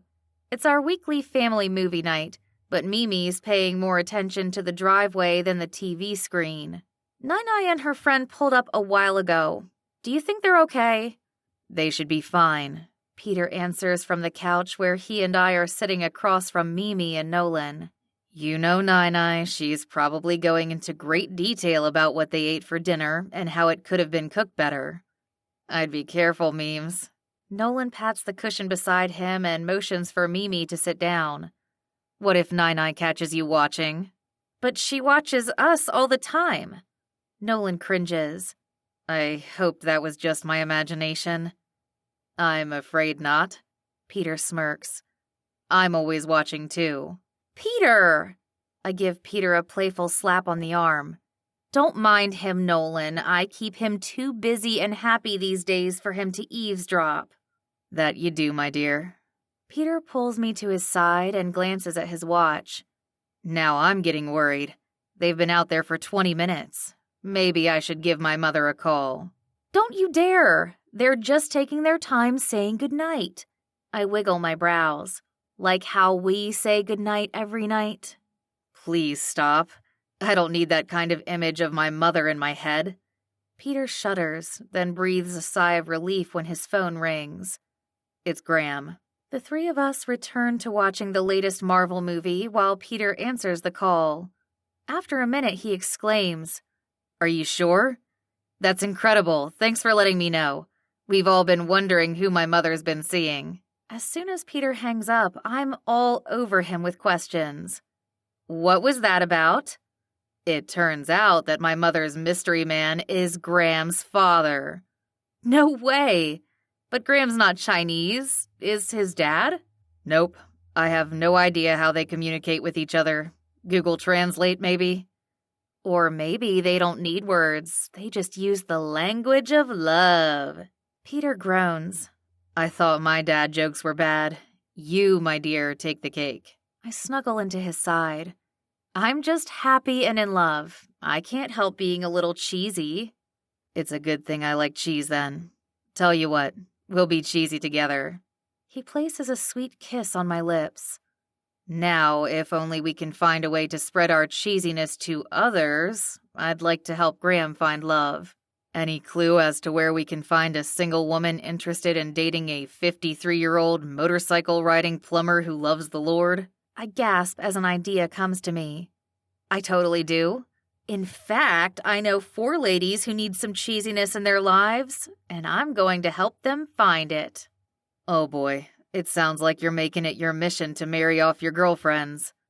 Just one of my missions. Don't worry, my top priorities are still you and Mimi. That's good to hear. He wiggles one brow up and down.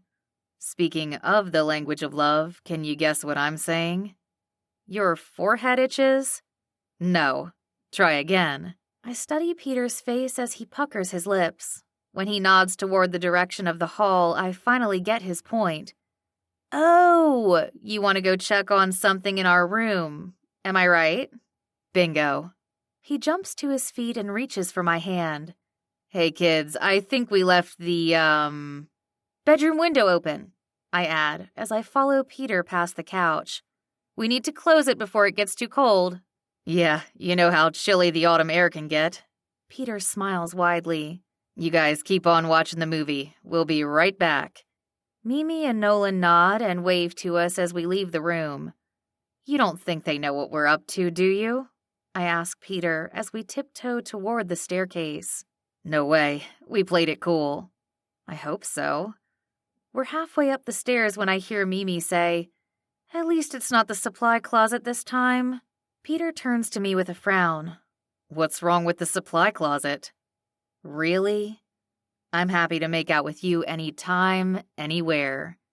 The genuine grin on his face makes me laugh. Retying the knot with Peter was the best thing I ever did, other than marrying him in the first place.